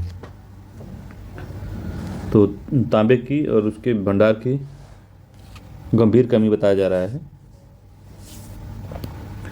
तो पहला है भंडार और उत्पादन दोनों ही गंभीर कमी है, ये बात सही है। तो बहुत कम उत्पादन होता है महाराष्ट्र में जो होता है, बालाघाट में तो बहुत कम उत्पादन होता है। तो हमको अपने नीड के लिए जो इलेक्ट्रॉनिक सामान मशीनरी में जो विद्युत वाले लगता है ये, तो उसको पूरा करने के लिए हमको आयात पर निर्भर रहना पड़ता है। ठीक है। दूसरा है महाराष्ट्र के बालाघाट खदानें भारत के तांबे का 50% से अधिक उत्पादन करती हैं, तो ये बात ठीक है। तीसरा है राजस्थान में खेतड़ी की खानें तांबे के अयस्क के लिए प्रसिद्ध हैं, तो ये भी ठीक है। तो इसका तीनों ही कथन सत्य हैं। ठीक है, तीनों किस में हैं तो सही बताना है हमको। तो डी इसका आंसर से तीनों ही कथन सत्य हैं।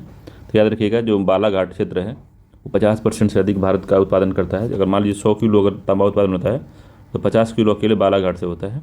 ठीक है। और खेतड़ी के जो खाने हैं वो तांबे के अयस्क के लिए प्रसिद्ध हैं। राजस्थान में पहले से ही अगर आप पढ़े होंगे हड़प्पा, तो हड़प्पा के समय से ही जो गणेश्वर है और गणेश्वर पे तांबे की जो भट्टियाँ पाई गई और महाड़ है और 2-3 नदियाँ हैं उसके आसपास जो संस्कृति कयाथ जो डेवलप हुए थे उदयपुर के आसपास, तो वहाँ भी तांबे के अवशेष पाए गए हैं। ठीक है।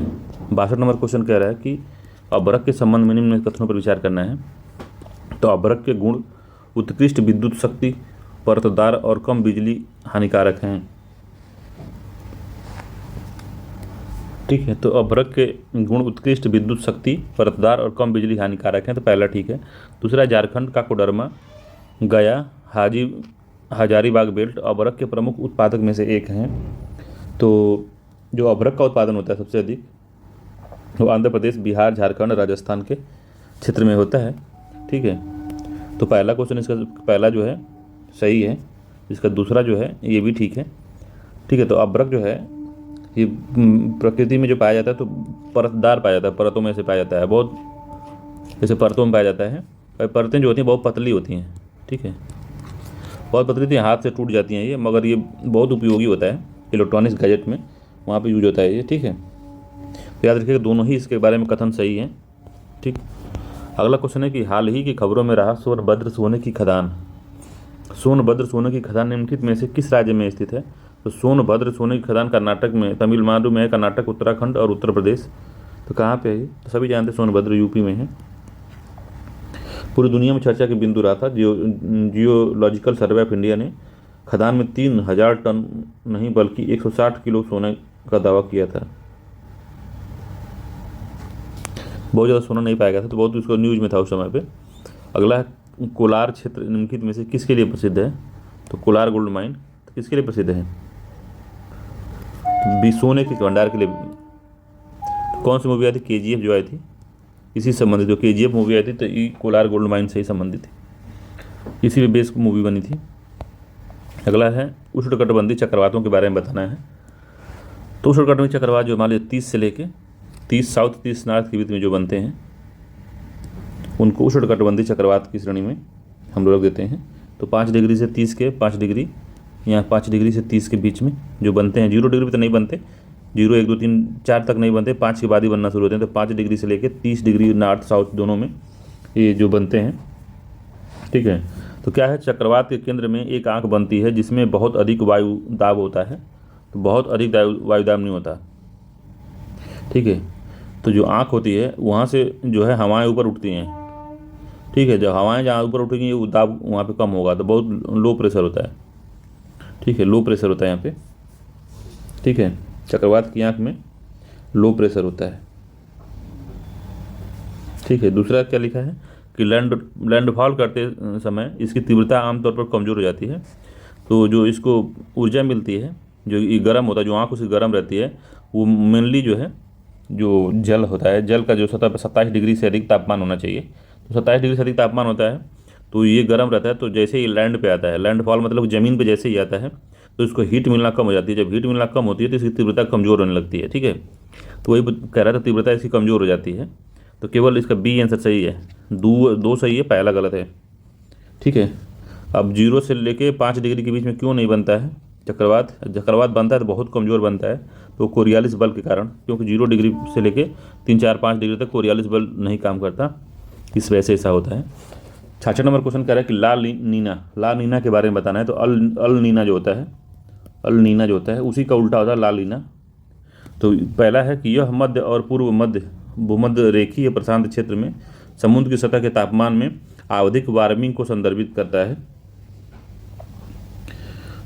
अच्छा, तो ला नीना का संबंध भारत में भारी मानसूनी वर्षा से है। तो कौन सा कथन इसमें सही है? ठीक है, तो कह रहा है कि समुद्र का सतह तापमान आवधिक वार्मिंग नहीं होता, कूलिंग होता है, ठंडा होता है। ये जो मध्य और पूर्व मध्य जो भूमध्य रेखीय प्रशांत क्षेत्र का समुद्र का सतह का तापमान कम हो जाता है, ये ठंडा हो जाता है। दूसरा कह रहा है कि ला नीना का संबंध भारत में भारी मानसूनी वर्षा से है। तो कुछ कहा नहीं जा सकता, बारिश होती है, अपेक्षा से अधिक बारिश होती है जब ला नीना होता है, तो बारिश अच्छी होती है, मगर इसका मतलब ये नहीं कि भारी मानसूनी वर्षा होती है, तो ऐसा कुछ नहीं है। मगर पहले जैसे मान लीजिए कि अगर 20% बारिश हो रही है तो 22% बारिश हो जाती है, 2-3% बढ़ जाता है कभी कभी, तो कभी कभी बढ़ता भी नहीं है, ला नीना रहता तभी बढ़ता नहीं है, कभी कभी बढ़िया से हो जाती है। तो कह नहीं सकते कि पूरा भारी मानसूनी वर्षा होती है। दोनों ही कथन सत्य नहीं है इसका डी आंसर सही है, कोई ज़रूरी नहीं है। अगला है कि टाइफून बामको निम्नलिखित में से किस क्षेत्र में विकसित हुआ था? तो टाइफून बामको जो है उत्तर पश्चिमी प्रशांत महासागर, पश्चिमी हिंद महासागर, फंडी की खाड़ी, ओखोस्टस का सागर। तो ये उत्तर पश्चिम प्रशांत महासागर में, उत्तर पश्चिमी प्रशांत का क्षेत्र जो रूस वाला क्षेत्र है, ठीक है, जो रूस वाला क्षेत्र है, यहाँ जहाँ पे नीचे जापान है यहाँ पे, तो ये वाला क्षेत्र जो है इसी में ये डेवलप हुआ था। उत्तर पश्चिम प्रशांत महासागर में टाइफून बामको जो है डेवलपमेंट हुआ था उसका। ठीक है, अगला है उत्तर पूर्व मानसून, नॉर्थ ईस्ट जो मानसून के संबंध में निम्न कथनों पर विचार करना है। तो इसकी शुरुआत दक्षिण पश्चिमी मानसून की वापसी के बाद होता है। तो ठीक है, सही बात है। यह भारत के उत्तर पूर्व क्षेत्र के लिए वार्षिक वर्षा का प्राथमिक स्रोत है। तो पहला इसका ठीक है, इसका जो पहला ऑप्शन है कि इसकी शुरुआत दक्षिण पश्चिमी मानसून की वापसी के बाद होता है, तो ये बात ठीक है। यह भारत के उत्तर पूर्वी नहीं, ये तमिलनाडु का जो पूर्वी क्षेत्र है वार्षिक वर्षा का प्राथमिक स्रोत होती है उसके लिए। ठीक है, ये उत्तर पूर्व के लिए नहीं, दूसरा वाला गलत है, ए आंसर इसका सही है। ठीक है, अगर एक्सप्लेनेशन आप देखेंगे उसमें इसके आंसर में तो दोनों दिया है, दोनों कथन सही है, मगर दोनों कथन सही नहीं, एक कथन ठीक है। ठीक है, अगला क्वेश्चन है 69 नंबर का, कह रहा है कि निम्नलिखित में से कौन से बादल धब्बेदार धूसर या सफ़ेद बादल हैं जिनमें अक्सर अंधेरा होता है? तो जिनमें अक्सर अंधेरा होता है वो कौन से बादल हैं? तो अल्ट्रोस्ट्रेटस बादल हैं, स्ट्रेटोक्यूमुलस हैं, अल्टोक्यूमुलस हैं बादल हैं, और सीरस के बादल हैं। तो कौन से बादल हैं? तो अल्टोस्ट्रेटस हैं, स्ट्रेटस बादल हैं, ए आंसर सही है इसका। ठीक है, तो इसमें इस बादल में जो है पानी की बूंदें बर्फ क्रिस्टल के रूप में, बर्फ जो होता है बर्फ क्रिस्टल के रूप में या दोनों के मिश्रण से बना होता है और मध्यम ऊंचाई पे ये होता है। ठीक है, याद रखिएगा इसको। तो 70 नंबर क्वेश्चन कह रहा है कि निम्नलिखित में से किस बादल को वर्षा बादल कहा जाता है? तो अल्टोक्यूमुलस है, सिरोस्टरटस को, स्ट्रेटोक्यूमुलस को, अल्टोस्ट्रेटस को। तो किसको कहते हैं कि वर्षा बादल है ये? तो स्ट्रेटोक्यूमुलस को कहते हैं कि ये वर्षा बादल होता है, सी आंसर इसका सही है। ठीक है, यही बादल जो है अधिक वर्षा करता है। अगला क्वेश्चन है, विश्व के प्रमुख गर्म जो मरुस्थल हैं मुख्य रूप से निम्नलिखित में से किससे संबंधित हैं? तो जो गर्म मरुस्थल हैं वो किससे संबंधित हैं? तो गर्म पेरुवियन करंट से, हर्ष अक्षांश से, वेस्टर्लीज से या जेट धाराएं से। तो किस गर्म जो मरुस्थल हैं वो किससे संबंधित हैं? ठीक है, तो इसका बी आंसर सही है कि हर्ष अक्षांश जो होते हैं। ठीक है, तो ये जो है 30 से और 40 के बीच में हर्ष अक्षांश पाए जाते हैं। तो क्या होता है इसमें कि यह व्यापारिक पौने यहाँ चलते हैं। ठीक है, व्यापारिक पवन यहाँ चलती है और पछुआ पवन 40 के बाद चलती हैं, पछुआ पवन, ठीक है। तो उनके बीच का 30 से 40 डिग्री के बीच जो आपका अक्षांश है, 30 से 40 वाला जो अक्षांश है, उसके मध्य का जो क्षेत्र है वो शांत क्षेत्र कहलाता है। क्यों शांत क्षेत्र कहलाता है? क्योंकि यहाँ पे हवाएं आके नीचे बैठती हैं, ठीक है। दोनों तरफ से हवाएं, जैसे मान लीजिए तो 0 से लेकर 30 डिग्री के बीच गर्म रहता है, तो यहाँ से हवाएं उठती हैं, तो फिर आग कहीं बैठेंगी तो यहीं इसी के बीच बैठती हैं, दोनों तरफ से हवाएं नीचे बैठती हैं, ठीक है। ये उपोष्ण कटिबंध का क्षेत्र होता है। तो यहाँ पे होती है जो मौसमी गति है, शांत क्षेत्र होता है। ये उथल पुथल वाला क्षेत्र नहीं है, शांत क्षेत्र है, ठीक है। तो ये पेटी बहुत ही शांत कहलाती है।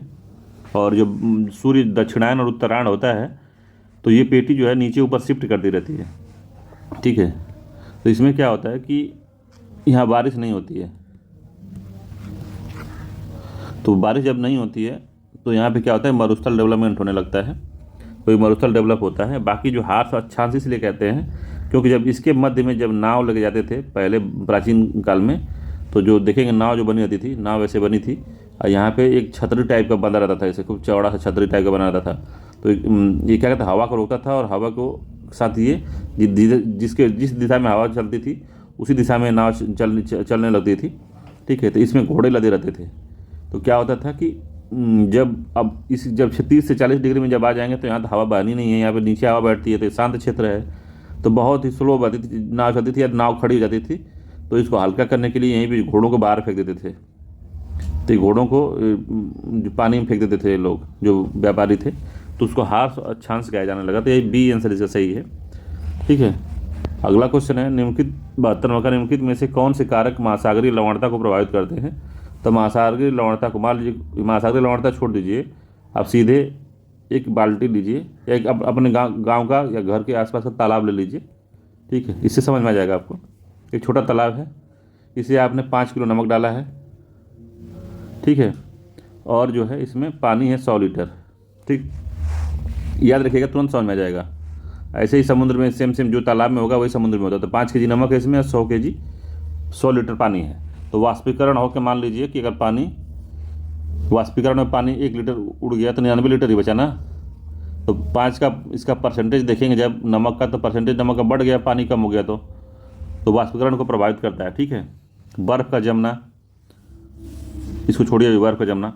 नदियों को देखिए, अगर मान लीजिए बाहर से इसमें 2 लोटा पानी डाल दिए, कोई नदी आके इसमें तालाब में गिरने लगी, तो नदी का जो पानी होता है ताज़ा होता है। जैसे ही तो जब पानी भरेगा इसमें, तो पानी मान लो 120 लीटर हो गया, अब 5 केजी नमक ही रहा बस, तो लवणता कम हो गई कि नहीं हो गई? तो लवणता इससे प्रभावित होती है, ठीक है। पवन प्रवाह से, तो पवन प्रवाह से लवणता प्रभावित होती है कि नहीं होती है? जब पवन प्रवाह बहती है तो घर्षण करती है, तो उस घर्षण के कारण क्या होता है, ये हवाएं जो है नमी को सोखती हैं इसमें से, ठीक। तो नमी को जब सोखती हैं हवाएं और पानी को एक दूसरी जगह शिफ्ट करती हैं, तो ये भी लवणता को प्रभावित करती हैं, ठीक है। तो मान लीजिए, तो जो बर्फ़ का जमना है, तो बर्फ़ जब जम जाता है, जो बर्फ़ जमता है तो बर्फ़ क्या करता है, तो जब महासागर होता है, देखे होंगे, तो महासागर जब बर्फ़ पिघलता है तो लवणता कम होती है। जब बर्फ़ जम जाती है तो लवणता उसकी धीरे धीरे बढ़ने लगती है आसपास के क्षेत्र का। तो बर्फ़ का जमना भी एक कारण है। तो इसका डी आंसर सही है। 1, 2, 3, 4 सभी कूट जो हैं सही हैं। तो वाष्पीकरण को, लवणता को प्रभावित वाष्पीकरण, बर्फ़ का जमना, नदियाँ, पवन प्रवाह सब करते हैं। अगला है यूरोप महाद्वीप के निम्नलिखित समुद्रों की ओर से दक्षिण की ओर व्यवस्थित करना है। तो जो यूरोप महाद्वीप के निम्नलिखित समुद्रों को उत्तर से दक्षिण की ओर व्यवस्थित करना है। तो बाल्टिक है, सफ़ेद सागर है, आयोनियन सागर है, एड्रियाटिक सागर है। तो बताना है कौन सागर कैसे है, ठीक है। तो जो वाइट सागर है, ठीक है, तो वाइट सी अगर आप देखेंगे इसकी लोकेशन, तो रूस है, जो रूस के जो उत्तर पश्चिम वाला क्षेत्र है वहीं पे वाइट सागर है। तो सबसे ऊपर वाइट सागर होगा, तो 2 सबसे पहले होगा, ठीक है। 3 में दोनों में से है। 2 के बाद में क्या आता है, 2 उसके बाद बाल्टिक सी आता है, ठीक है। 2 के बाद बाल्टिक सी आता है, सफ़ेद सागर के पास बाल्टिक सी आता है। तो 2 हो गया, फिर 1 हो गया, फिर से आयोनियन सागर आता है कि एड्रियाटिक आता है? तो एड्रियाटिक तो किसमें कब आता है? तो आयोनियन सागर जो है वो एड्रियाटिक सागर के दक्षिण में अवस्थित है। तो एड्रियाटिक सागर किस का क्षेत्र कौन सा है? तो बाल्कन जो प्रायद्वीप है जिसमें एपेनाइन पर्वत आता है, ठीक है, तो उस वाले क्षेत्र में जो है ये एड्रियाटिक सी है। तो 4 होगा फिर 3 होगा, तो इसका बी सी आंसर सही है। ठीक है, सबसे लास्ट में जो है 3 आएगा, आयोनियन सागर सबसे दक्षिण में यही है, तो सी आंसर सही है। अगर आप मैप होगा आपके पास तो उसको देखिए, तो जहाँ पे सफ़ेद सागर उसके बस नीचे देखेंगे उसको बाल्टिक होगा, बाल्टिक आप बाद में एड्रियाटिक होगा, एड्रियाटिक बाद में आयोनियन होगा, तो ये आसान है एकदम से। ठीक है, अगला है बोगेनविल द्वीप हाल ही में खबरों में निम्नलिखित में से किस महासागर में अवस्थित है? तो बोगेनविल जो है किस में अवस्थित है? तो हिंद महासागर है, प्रशांत महासागर है, अटलांटिक महासागर है, आर्कटिक है, तो ये प्रशांत महासागर में है, इसका बी आंसर सही है। बोगेनविल जो है प्रशांत महासागर के जो पापुआ न्यू गिनी है स्वतंत्र होने के लिए कुछ समय से मतदान किया है, तो बोगेनविल जो है पापुआ न्यू गिनी से स्वतंत्र होना चाहता है। यह सोलेमन जो द्वीप है का सबसे बड़ा जो है द्वीप है, इस द्वीप में दुनिया का सबसे बड़ा तांबे का भंडार है। ठीक है, देश में सबसे अधिक बोली जाने वाली जो भाषा है वो हलिया है। ठीक है, तो याद रखिएगा इसको। तो बोगेनविल द्वीप जो है प्रशांत महासागर में है। ठीक है, सोलेमन द्वीप का सबसे बड़ा द्वीप है ये। कभी कभी समाचारों में देखे जाने वाला ब्यूफोर्ट गायर समुद्र जलधारा निम्नलिखित में से किससे संबंधित है? तो ब्यूफोर्ट गायर समुद्री जलधारा जो है वो किससे संबंधित है? तो आर्कटिक से है, प्रशांत से है, हिंद महासागर से या अंटार्कटिका से है? तो किससे संबंधित है? तो जो ब्यूफोर्ट गायर जलधारा है ये कनाडा के उत्तर पश्चिम की ओर जो बहती है, तो आर्कटिक से संबंधित है। ठीक है, ए आंसर सही है, आर्कटिक से संबंधित है। ठीक है, तो जो गायर होते हैं, जो गायर ये क्या करते हैं कि जो बर्फ़ पिघलते हैं तो उनका जो पानी स्टोर करते हैं ये। ठीक है, तो गायर इन क्षेत्रों में प्राकृतिक रूप से ग्लेशियर के पिघलने से उनकी नदी अपवाह से ताजेपन को एकत्रित करते रहते हैं ये। ठीक है, तो याद रखिएगा आर्कटिक में है, कनाडा के पास। ठीक है, अगला है निम्नलिखित में से किस महासागरीय धारा को ब्लैक स्ट्रीम कहते हैं? तो ब्लैक स्ट्रीम किसको कहते हैं? तो गल्फ स्ट्रीम को, लेब्राडोर को, कुरोशियो को, अलास्का को। तो ब्लैक स्ट्रीम कुरोशियो को कहते हैं, सी आंसर सही है। ठीक है, तो कुरोशियो जलधारा को जापान करंट या ब्लैक करंट के रूप में जाना जाता है। तो जापानी में कुरोशियो का शब्द जो शाब्दिक अर्थ है उसको ब्लैक है, कुरोशियो मतलब ब्लैक होता है, तो इसी से इसको ब्लैक स्ट्रीम भी कहते हैं। और यह अटलांटिक महासागर से गल्फ स्ट्रीम का प्रशांत एनालॉग है। ठीक है, तो जैसे वो है अटलांटिक महासागर में गल्फ स्ट्रीम है, उसी तरीके से ये प्रशांत महासागर में बहती है ब्लैक स्ट्रीम। इस धारा को औसत सतही तापमान आपस के जो महासागर की तुलना में अधिक गर्म होता है, तो गर्म जलधारा है ये। ठीक है, अगला है महासागरों के संबंध में निम्न कथनों पर विचार करना है। तो पृथ्वी पर लगभग 50 से 80% ऑक्सीजन उत्पादन समुद्र से होता है। तो 50 से 80% उत्पादन जो है समुद्र से होता है, तो सही बताना है। ठीक है, तो सही पहला है, 50 से 80% ऑक्सीजन जो समुद्र से पैदा होता है, और इस उत्पादन का अधिकांश हिस्सा समुद्री प्लैंकटन करते हैं, तो ये भी ठीक है। ठीक है, तो 77 का सी आंसर सही होगा, दोनों ही कथन इसमें सत्य हैं, तो सी आंसर सही है, दोनों कथन सत्य हैं। तो इसका उत्पादन अधिकांश हिस्से में समुद्री प्लैंकटन करते हैं, प्लैंकटन का खरपतवार होता है समुद्री। 78 नंबर क्वेश्चन कह रहा है कि विश्व का सबसे बड़ा सागर मृत सागर निम्नलिखित में से कहाँ अवस्थित है? तो मृत सागर इजराइल और जॉर्डन के बीच में, मैक्सिको की खाड़ी में है, अरब सागर में, कोरल सागर में, तो इजराइल और जॉर्डन के बीच में अवस्थित है। ये आंसर सही है इसका, मृत सागर। ठीक, दक्षिण पश्चिम एशिया में, इजराइल और जॉर्डन के बीच में। 79 नंबर क्वेश्चन है कि निम्नलिखित में से कौन से मरुस्थल महासागरीय धाराओं से प्रभावित हैं? तो महासागरीय धाराओं से प्रभावित कौन कौन से हैं? तो ये चिली वाला देखेंगे जब आप, ये वाला चिली वाला क्षेत्र, ये वाला, तो उसमें आटाकामा आता है। ठीक है, तो आटाकामा तो प्रभावित है इससे। ठीक है, बाकी जो थार का मरुस्थल है, रेगिस्तान है जो भारत के पास, थार है, तो वो कोई जलधारा से प्रभावित नहीं, दूसरा गलत है इसमें, दूसरा जलधारा से प्रभावित नहीं है। और जो गोबी का मरुस्थल है ये भी नहीं है, ये अंतर महाद्वीपीय घटनाओं के कारण डेवलपमेंट हुए हैं। ठीक है, क्योंकि महाद्वीप के काफ़ी अंदर हैं ये, तो यहाँ से पूर्वी व्यापारिक हवाओं में बारिश नहीं करा पाती हैं, या पश्चिमी जो हवाएं आती हैं, पश्चिमी पवन, वो भी इसमें बारिश नहीं करवा पाती हैं। तो थार का रेगिस्तान इसमें नहीं आएगा, गोबी का भी नहीं आएगा। ठीक है, तो केवल एक आंसर सही है, गोबी भी अंतर महाद्वीपीय रेगिस्तान है। अगला है मोनाजैट निम्नलिखित में से किस समुद्री तट क्षेत्र के बालू में पाया जाता है? तो मोनाजैट काफ़ी इंपॉर्टेंट है, कई बार पूछा भी है। तो कोरोमंडल, चांदीपुर उड़ीसा में है, मालाबार, रत्नागिरी, तो किस में पाया जाता है? आपने थोड़ा सा पढ़ा होगा तो बताइए। तो ये मालाबार तट पे पाया जाता है, सी आंसर सही है। मालाबार मोनाजैट रेत थोरियम से भरपूर है, और मोनाजैट जो रेत है प्राथमिक फास्फेट खनिज जैसे सीरियम से बनी होती है। और मालाबार क्षेत्र कहाँ पे आता है? तो केरल वाला जो क्षेत्र है वो मालाबार क्षेत्र में आता है, ठीक है। तो ये रेत पश्चिमी घाट के ग्रेनाइट और नीस से निकलती हैं और 47 से अधिक धाराओं द्वारा केरल के तट को पर ये लाई जाती हैं, ठीक है। तो मोनाजैट है, ये केरल तट पे है। अगला क्वेश्चन है 81 नंबर का, कि निम्नलिखित में से नर्मदा नदी का उद्गम अवस्थित है? तो नर्मदा नदी कहाँ पे से उद्गम कहाँ है इसका? तो मिखाइल रेंज में नहीं है, पलानी हिल्स में नहीं है, अमरकंटक में है, सी आंसर सही है। अमरकंटक हिल में है, अमरकंटक हिल कह रहा है, अमरकंटक पठार में है, ठीक है। तो अमरकंटक में जो है नर्मदा कुंड है, वहीं से इसका उद्गम हुआ है, ठीक है।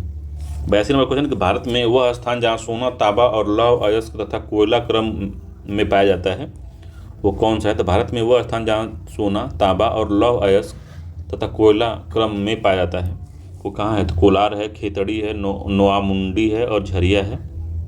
तो सोना कोलार में, तांबा खेतड़ी में, लौह अयस्क नोआमुंडी में और कोयला जो है झरिया में। तो कौन सा सही है इसमें? तो पहला ही सही बैठ रहा है इसमें, ठीक है। खेतड़ी में तांबा पाया जाता है, ये बात ठीक है। खेतड़ी बी ए दूसरे नंबर पे ए में ये है, तो ए आंसर इसका ठीक होगा। अगला निम्नलिखित में से कौन सा सही है? तो बादलों रहित रात स्पष्ट बादल वाली रातों की तुलना में गर्म होती है, क्योंकि वातावरण में गर्मी का अवशोषण और इसे पृथ्वी की ओर भेजता है, क्योंकि वातावरण से गर्मी का अवशोषण और इसे पृथ्वी भेजता है। तो बादल वाली जो रात होती है वो क्या करती है? मान लीजिए बादल है तो हीट को एब्जॉर्ब नहीं करता और रिफ्लेक्ट करके पुनः धरती पे भेजता है, तो गर्मी थोड़ी रहती है, ये बात ठीक है। तो बादल रहित रातें स्पष्ट बादल वाली रातों से की तुलना में गर्म होता है। तो भाई जब बादल होता है तब गर्म होता है, ठीक है। पूछ रहा हूँ में से कोई नहीं, तो पूछ रहे कौन सा सही है इसमें? तो ये पहला गलत हो गया, ठीक है। दूसरा है कॉपरनिकस ने पहली बार कहा है कि पृथ्वी गोल है, तो ये भी गलत है। बैरोमीटर रीडिंग में अचानक गिरावट से तूफानी मौसम की स्थिति का संकेत मिलता है, तो इसका सी वाला जो है आंसर, सी वाला ही सही है, ठीक है। तो सी इसका जो आंसर है वो ठीक है। याद रखिए बादलों वाली रात जो है वो गर्म रात होती है, साफ वातावरण वाली रात से, ठीक है।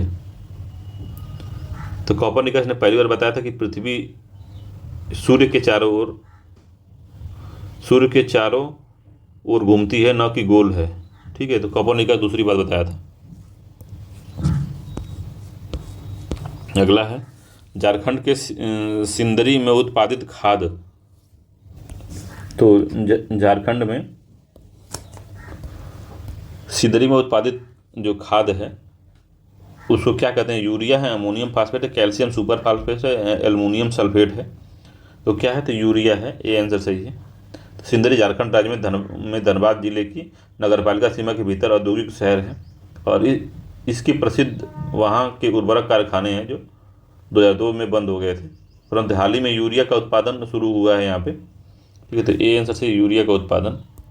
अगला है नासिक शहर निम्नलिखित में से किस नदी के किनारे है? तो नासिक शहर निम्नलिखित किस नदी के? महानदी, गंगा नदी, कृष्णा नदी, गोदावरी नदी। तो गोदावरी नदी के किनारे है नासिक, डी आंसर सही है, गोदावरी नदी के किनारे है। अगला है भारत की सबसे बड़ी मीठे पानी की झील वुलर झील है। पूछ रहा किस राज्य में अवस्थित है? तो जम्मू कश्मीर में है। तो वुलर झील जो है जम्मू कश्मीर में भारत की सबसे बड़ी मीठे पानी की झील है, ठीक है। ये जम्मू कश्मीर के बादीपुर जिले में स्थित मीठे पानी की झील है, यह भारत की सबसे बड़ी मीठे पानी की झील, ये बात याद रखिएगा। वुलर झील एशिया की दूसरी सबसे बड़ी ताजे पानी की झील है, ठीक है। तो इसको भी याद रखिएगा। अगला क्वेश्चन है 87 नंबर का, कि निम्नलिखित में से माजुली द्वीप किस नदी द्वारा निर्मित है? तो माजुली जो द्वीप है वो ब्रह्मपुत्र द्वारा निर्मित है, ए आंसर सही है। 87 का ए वाला जो है ब्रह्मपुत्र सही है। 88 नंबर क्वेश्चन है कि नाम दफा राष्ट्रीय उद्यान जो है कहाँ है, तो नाम द मिजोरम, मणिपुर, त्रिपुरा, अरुणाचल प्रदेश। तो नाम दफा जो है अरुणाचल प्रदेश में, डी आंसर सही है। नाम दफा अरुणाचल प्रदेश में है। पूर्वी हिमालय जैव विविधता का हॉट स्पॉट है, क्षेत्र में आता है ये। निम्नलिखित में से कौन सी फसल कम वर्षा में खेती के लिए सबसे उपयुक्त है, तो कम वर्षा चाहिए इसको, तो चावल नहीं है। सरसों, गेहूँ, हार्स ग्राम, तो कौन है सबसे कम में, तो हार्स ग्राम रहता है। और ये तीसरा सरसों जो है ये भी कम पानी लगता है, तो 1-3 इसका सही आंसर है, बी आंसर सही है। बी उत्तर ठीक है इसका। राउरकेला स्टील प्लांट निम्नलिखित में से किस नदी के किनारे है, तो जो राउरकेला जो है बोकारो में, वो सॉरी बोकारो का है, राउरकेला स्टील प्लांट निम्नलिखित में से किस नदी के किनारे है बताइए। तो दामोदर नदी नहीं है, भीमा भी नहीं है, भद्र भी नहीं है, ये ब्राह्मणी नदी है। ठीक है, ब्राह्मणी नदी है, डी आंसर इसका सही है। ब्राह्मणी नदी पर तट है। तो राउरकेला भारत के उड़ीसा राज्य में सुंदरपुर जिले में स्थित नगर है। राउरकेला जो है उड़ीसा राज्य की पश्चिमोत्तरी कोने पर स्थित है। तथा यह ब्राह्मणी नदी और दक्षिण कोवन जो नदी है,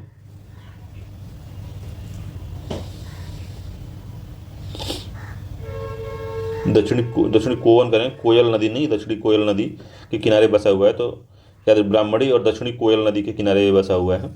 ठीक है, तो डी आंसर इसका सही है। तो डी आंसर इसका सही है। ठीक है, ब्राह्मणी नदी। अगला, निम्नलिखित में से कौन सा निर्विवाद रूप से भारतीय क्षेत्र की सबसे ऊंची चोटी है, तो भारत की सबसे ऊंची चोटी पूछा है, तो माउंट एवरेस्ट है, कंचनजंगा है, नंदा देवी है, नंगा पर्वत है। तो सबसे ऊंची चोटी ये पूछ रहा है, तो कंचनजंगा है। ठीक है, माउंट एवरेस्ट जो है नेपाल में आती है, भारत की नहीं है। तो कंचनजंगा जो है, बी आंसर इसका सही है ऑप्शन के हिसाब से। तो कंचनजंगा भारत की सबसे ऊंची चोटी है, यह दुनिया की तीसरी सबसे ऊंची चोटी है, जो समुद्र से लगभग 8,586 किलोमीटर है। ठीक है, 8 किलोमीटर, 8.5 किलोमीटर के आसपास है ये।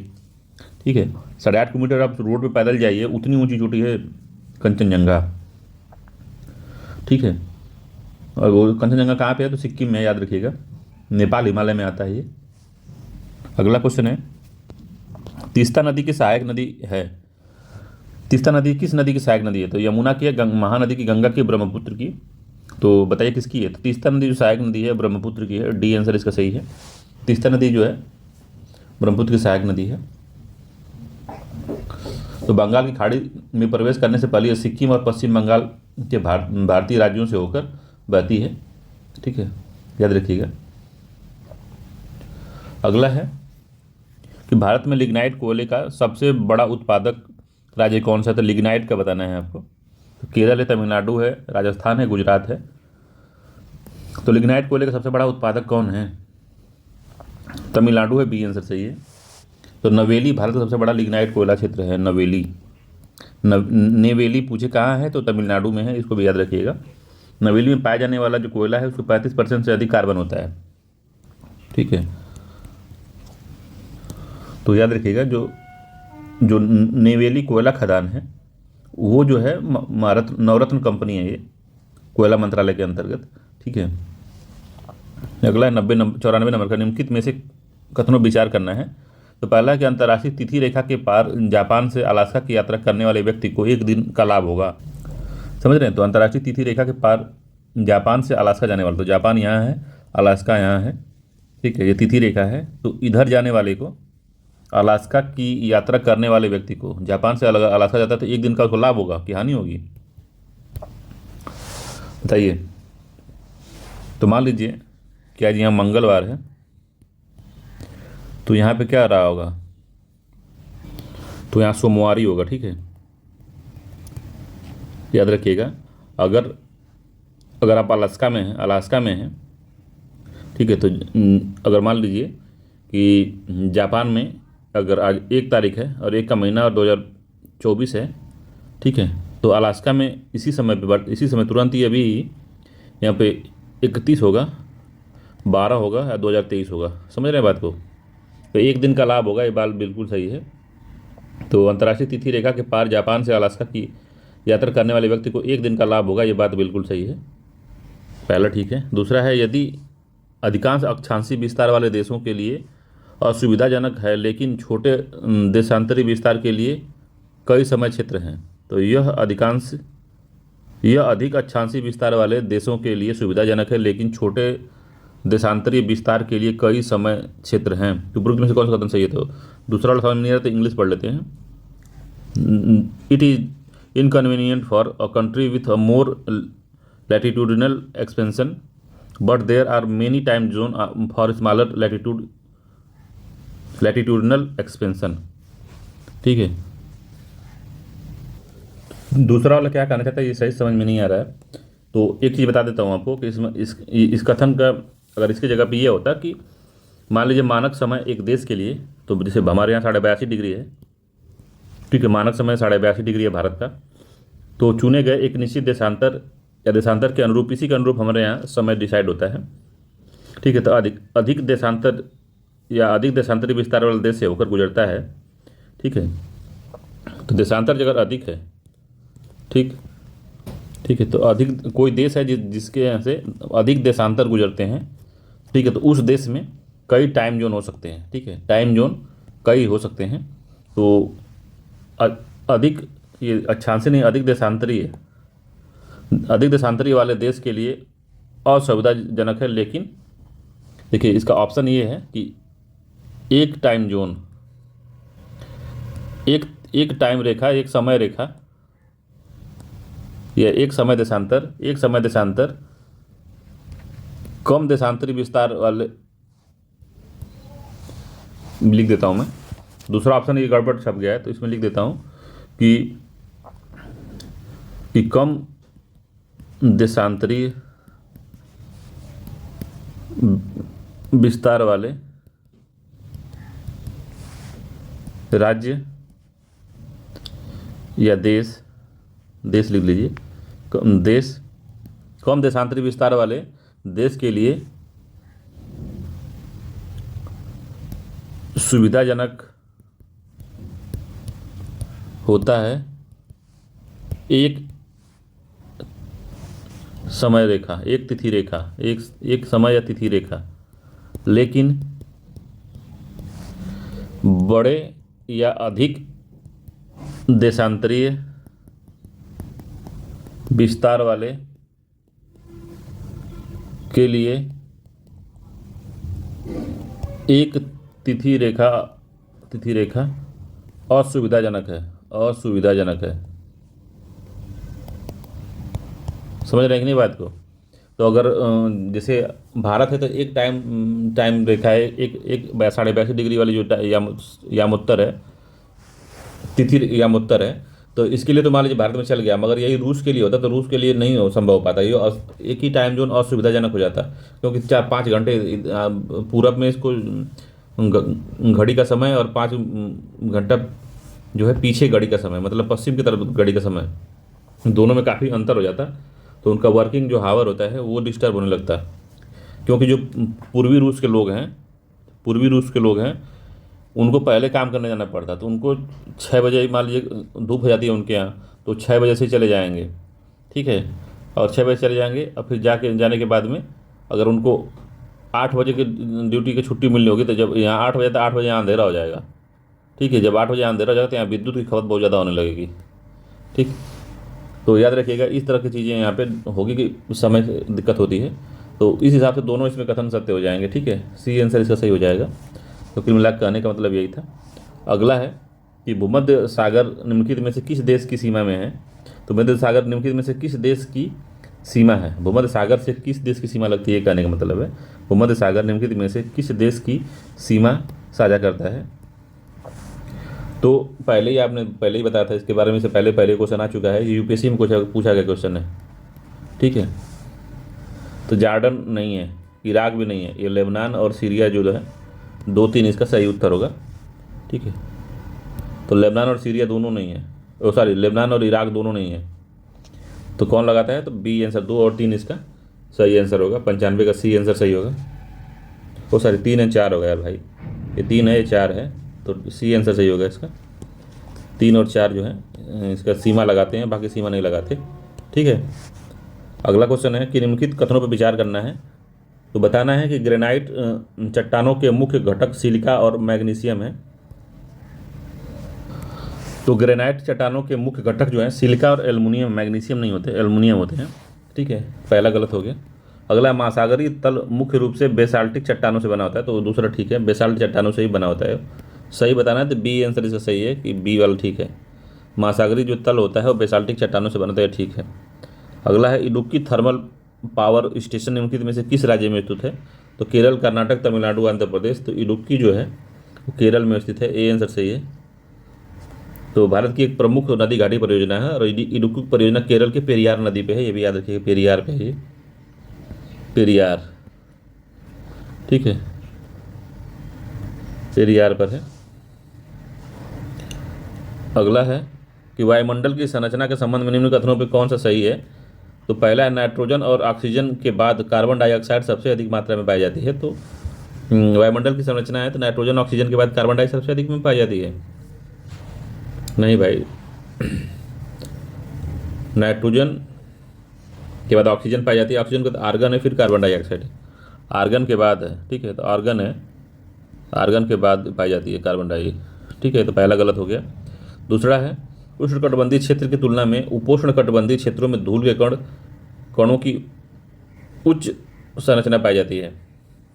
तो उस उष्णकटिबंधीय क्षेत्रों की तुलना में उपोष्णकटिबंधीय क्षेत्रों में धूल के कणों के उच्च संरचना पाई जाती है, ठीक है। तीसरा है, ऑक्सीजन केवल क्षोभ मंडल में मौजूद है।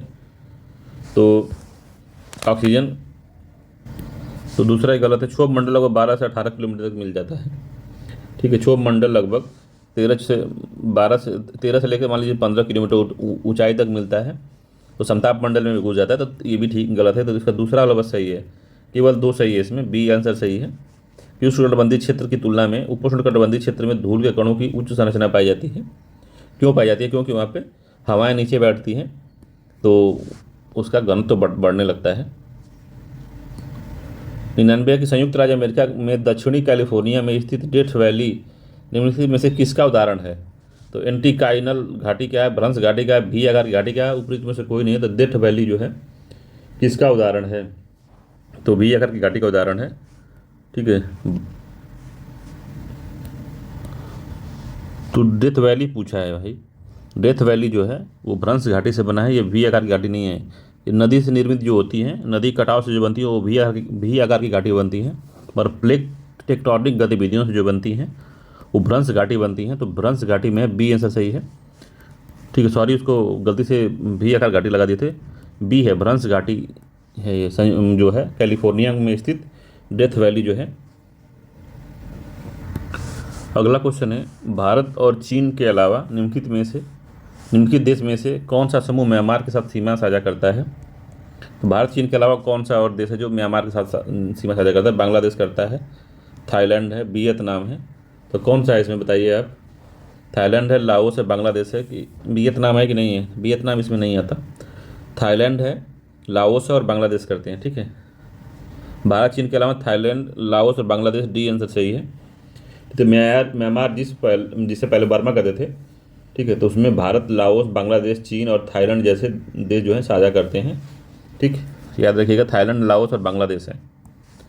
अगला क्वेश्चन है कि बलित पर्वतों के संदर्भ में निम्न कथनों पर विचार करना है।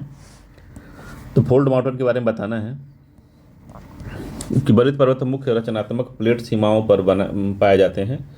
तो रचनात्मक प्लेट सीमाओं पर पाए जाते हैं ये।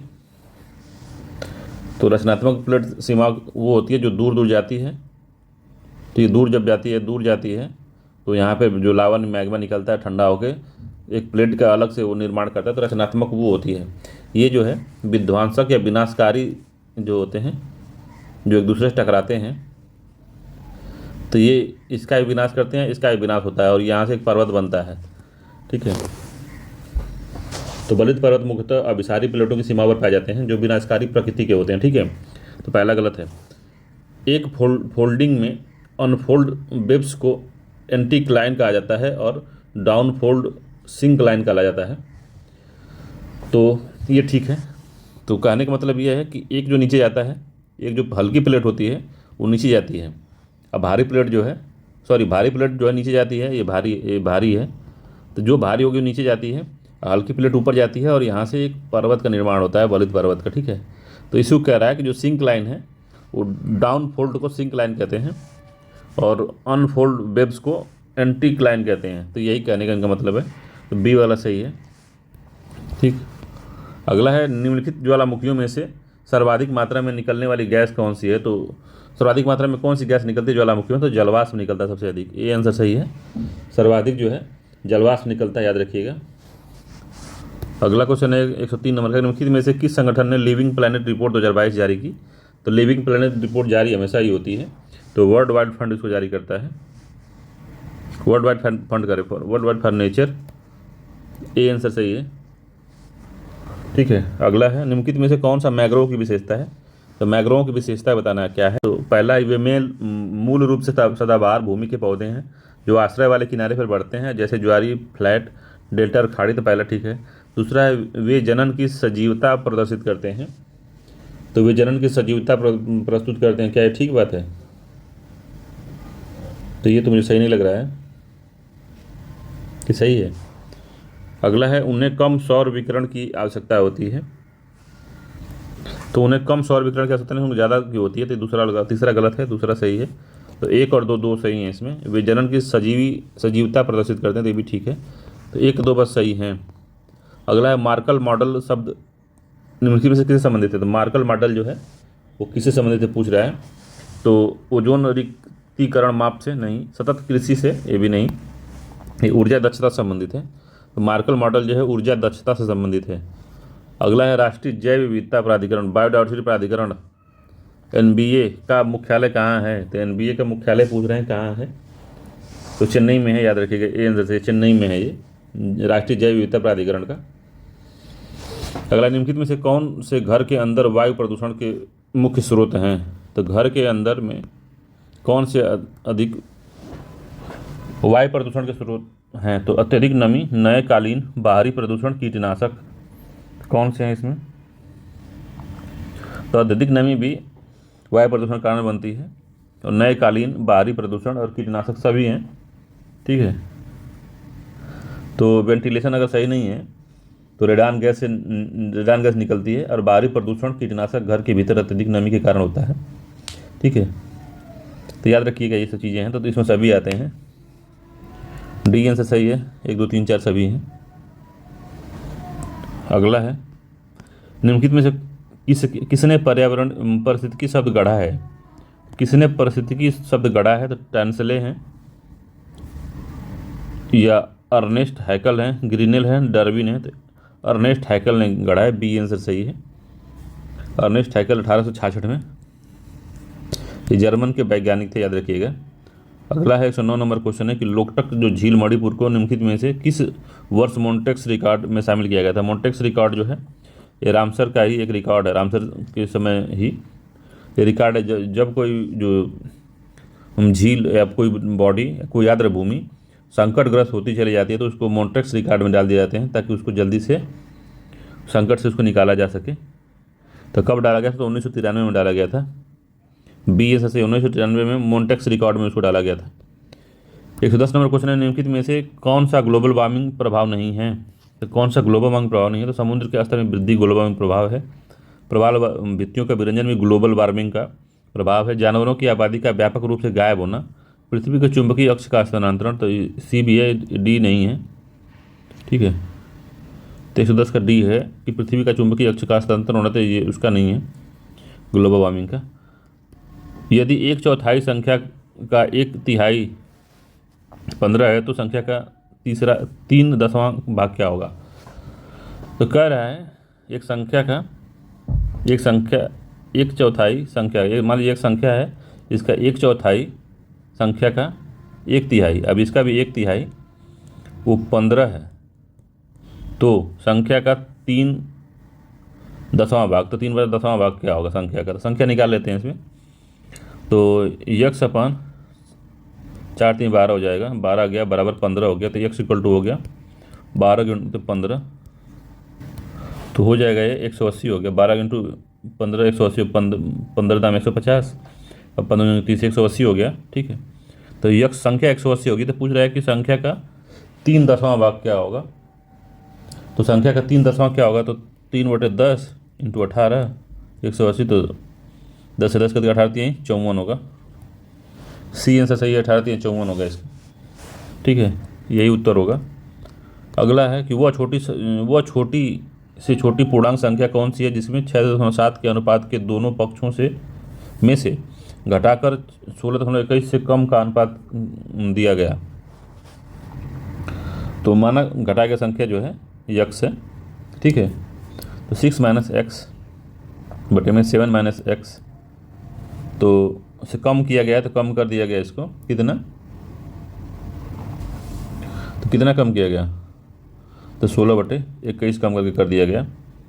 तो अब इसमें कितना हो जाएगा, तो 21 6 माइनस एक्स 16 7 माइनस एक्स हो गया। ठीक है, तो जब इसको हम सॉल्व करेंगे इनइक्वालिटी को, तो x इक्वल टू आ जाता है 2.8 आएगा। ठीक है, तो x इक्वल टू जब 2.8 आ गया तो इसका राउंड सर्किल लेंगे 3 आ जाएगा। तो ए आंसर सही है इसका, 3 आ गया x।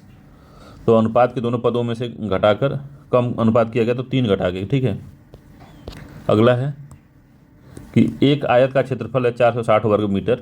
यदि उसकी लंबाई चौड़ाई में 15% की वृद्धि उसकी लंबाई चौड़ाई से 15% अधिक है, तो आयताकार क्षेत्र की चौड़ाई कितनी होगी। ठीक है, तो आयत का जो क्षेत्रफल होता है क्या होता है, तो लंबाई गुणित चौड़ाई होती है। तो लंबाई कितनी दी गई है, मानते हैं लंबाई x है और लंबाई x है, चौड़ाई कितनी हो जाएगी, 15% अधिक है, तो 115 बटे में 100x हो गई, बराबर 460 हो गया।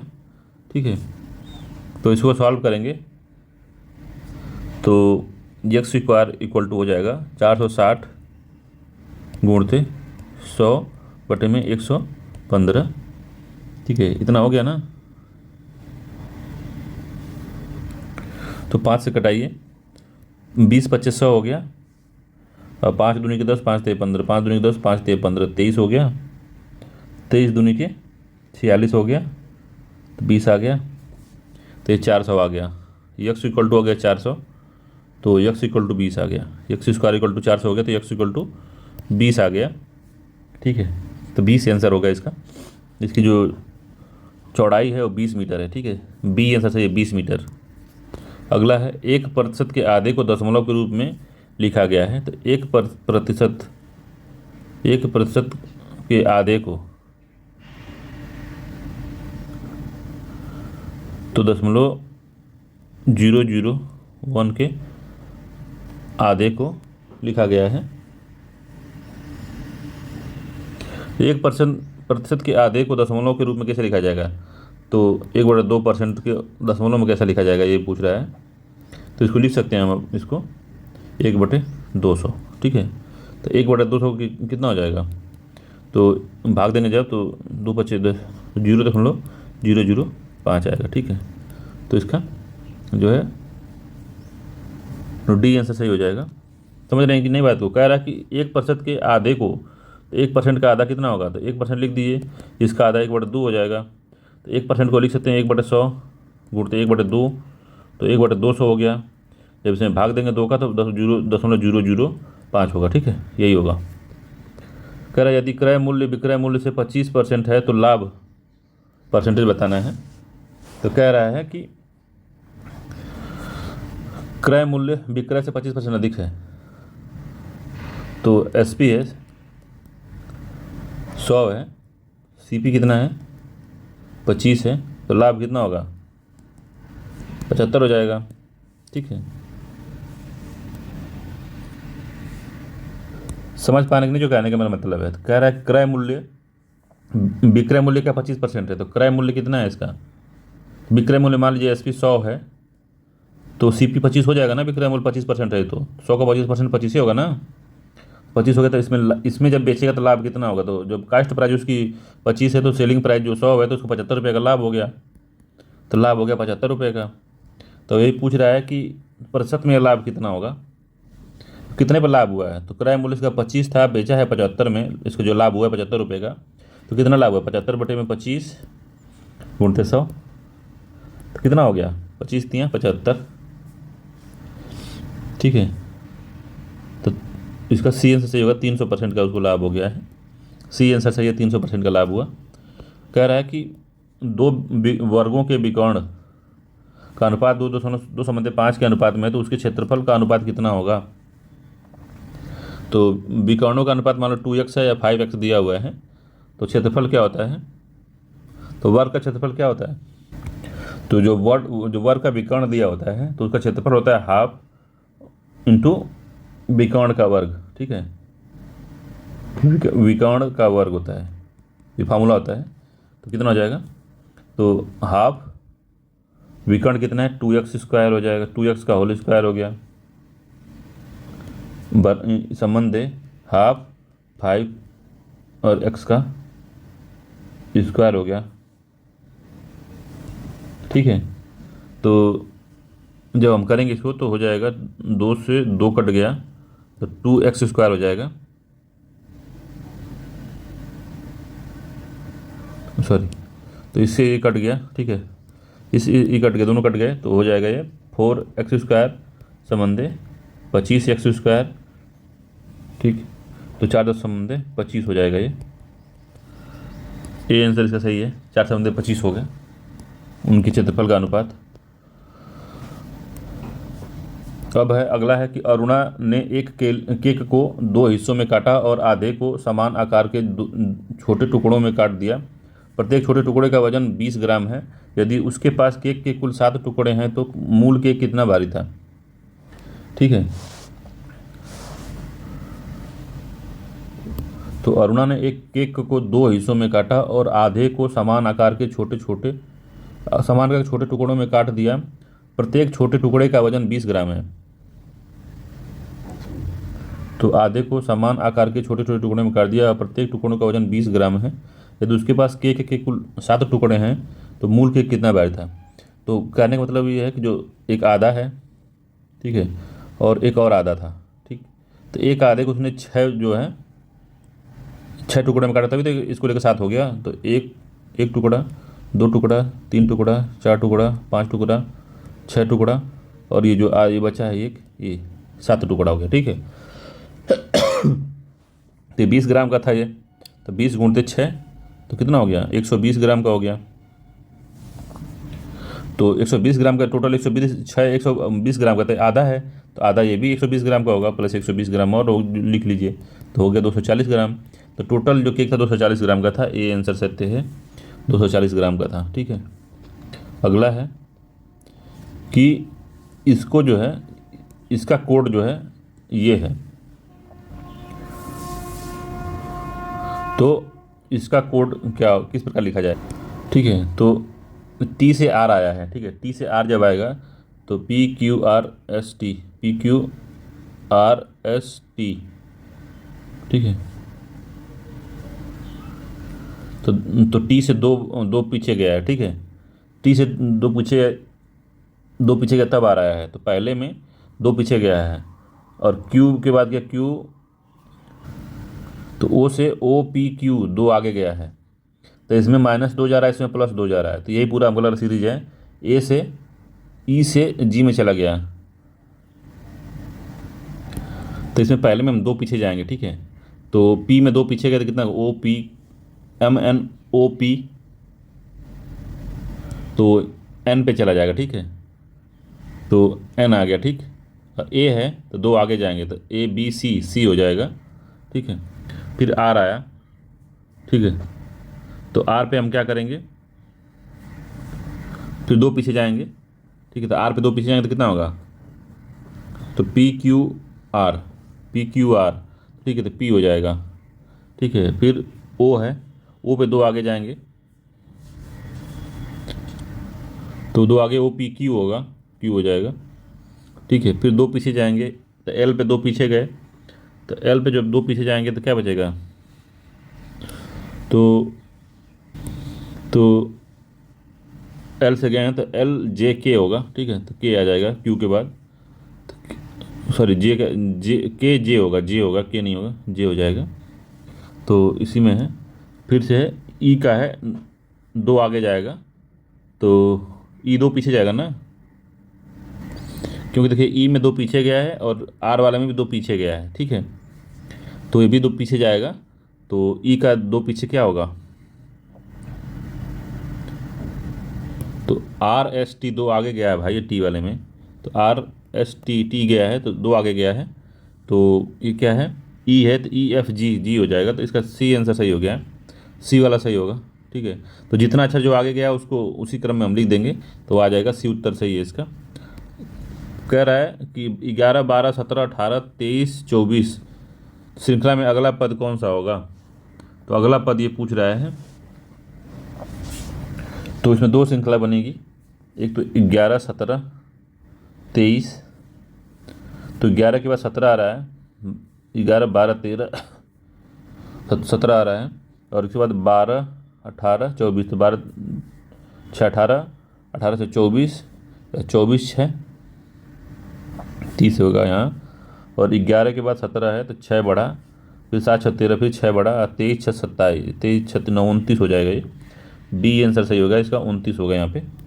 ठीक है, तो कितना बढ़ा, 6 बस बढ़ता जा रहा है, 6, 6 प्लस 6 हो रहा है हर जगह पे। ठीक है, तो ये बात हो गई। अगला है कि श्वेता 5 किलोमीटर पूरब की ओर जाती है, तो श्वेता 5 किलोमीटर पूरब की ओर जाती है, फिर वह दक्षिण पश्चिम मुड़ जाती है, तो दक्षिण और पश्चिम मुड़ी है, दक्षिण पश्चिम मुड़ जाती है और 5 किलोमीटर चलती है, फिर वह उत्तर पश्चिम की ओर मुड़ती है, तो उत्तर और पश्चिम की तरफ मुड़ जाती है, और उस बिंदु के संदर्भ में 5 किलोमीटर जाती है, तो 5 किलोमीटर जाती है, जहाँ से उसने शुरू की थी अब वह कहाँ है, तो जहाँ से अब शुरू की थी अब वह कहाँ है, तो अब कहाँ है, उत्तर पश्चिम में है, और कहाँ है, उत्तर पश्चिम में ही हुई ना, तो उत्तर पश्चिम में शुरुआती बिंदु पे, तो 5 इधर गई, 5 यहाँ गई है, तो 5 हो गए शुरुआती बिंदु पे। ठीक है, डी आंसर सही है, तो 5 5 का हुआ है ना, तो 5 इधर गया, 5 इधर गई, फिर 5 इधर गई, 5 इधर होगी, 5 इधर होगी, 5 इधर गई, फिर वो शुरुआती बिंदु पे, डी आंसर इसका सही है। ठीक है, शुरुआती बिंदु पे है। अगला है कि द्रौपदी मुर्मू ने कहाँ पे संविधान पार्क का उद्घाटन किया है, तो जयपुर में हुआ था संविधान पार्क का उद्घाटन, राजस्थान के। ठीक है, इंपॉर्टेंट है ये। बाकी अगला करंट अफेयर्स है जनवरी 2023 का करंट अफेयर्स है, जो कि इंपॉर्टेंट नहीं है। ठीक है, तो सारे करंट अफेयर्स हैं अब इसमें। ठीक है, चलिए अगले मिलते हैं अगले वीडियो में, तब तक के लिए नमस्कार। सारे जो हैं करंट अफेयर्स ही हैं।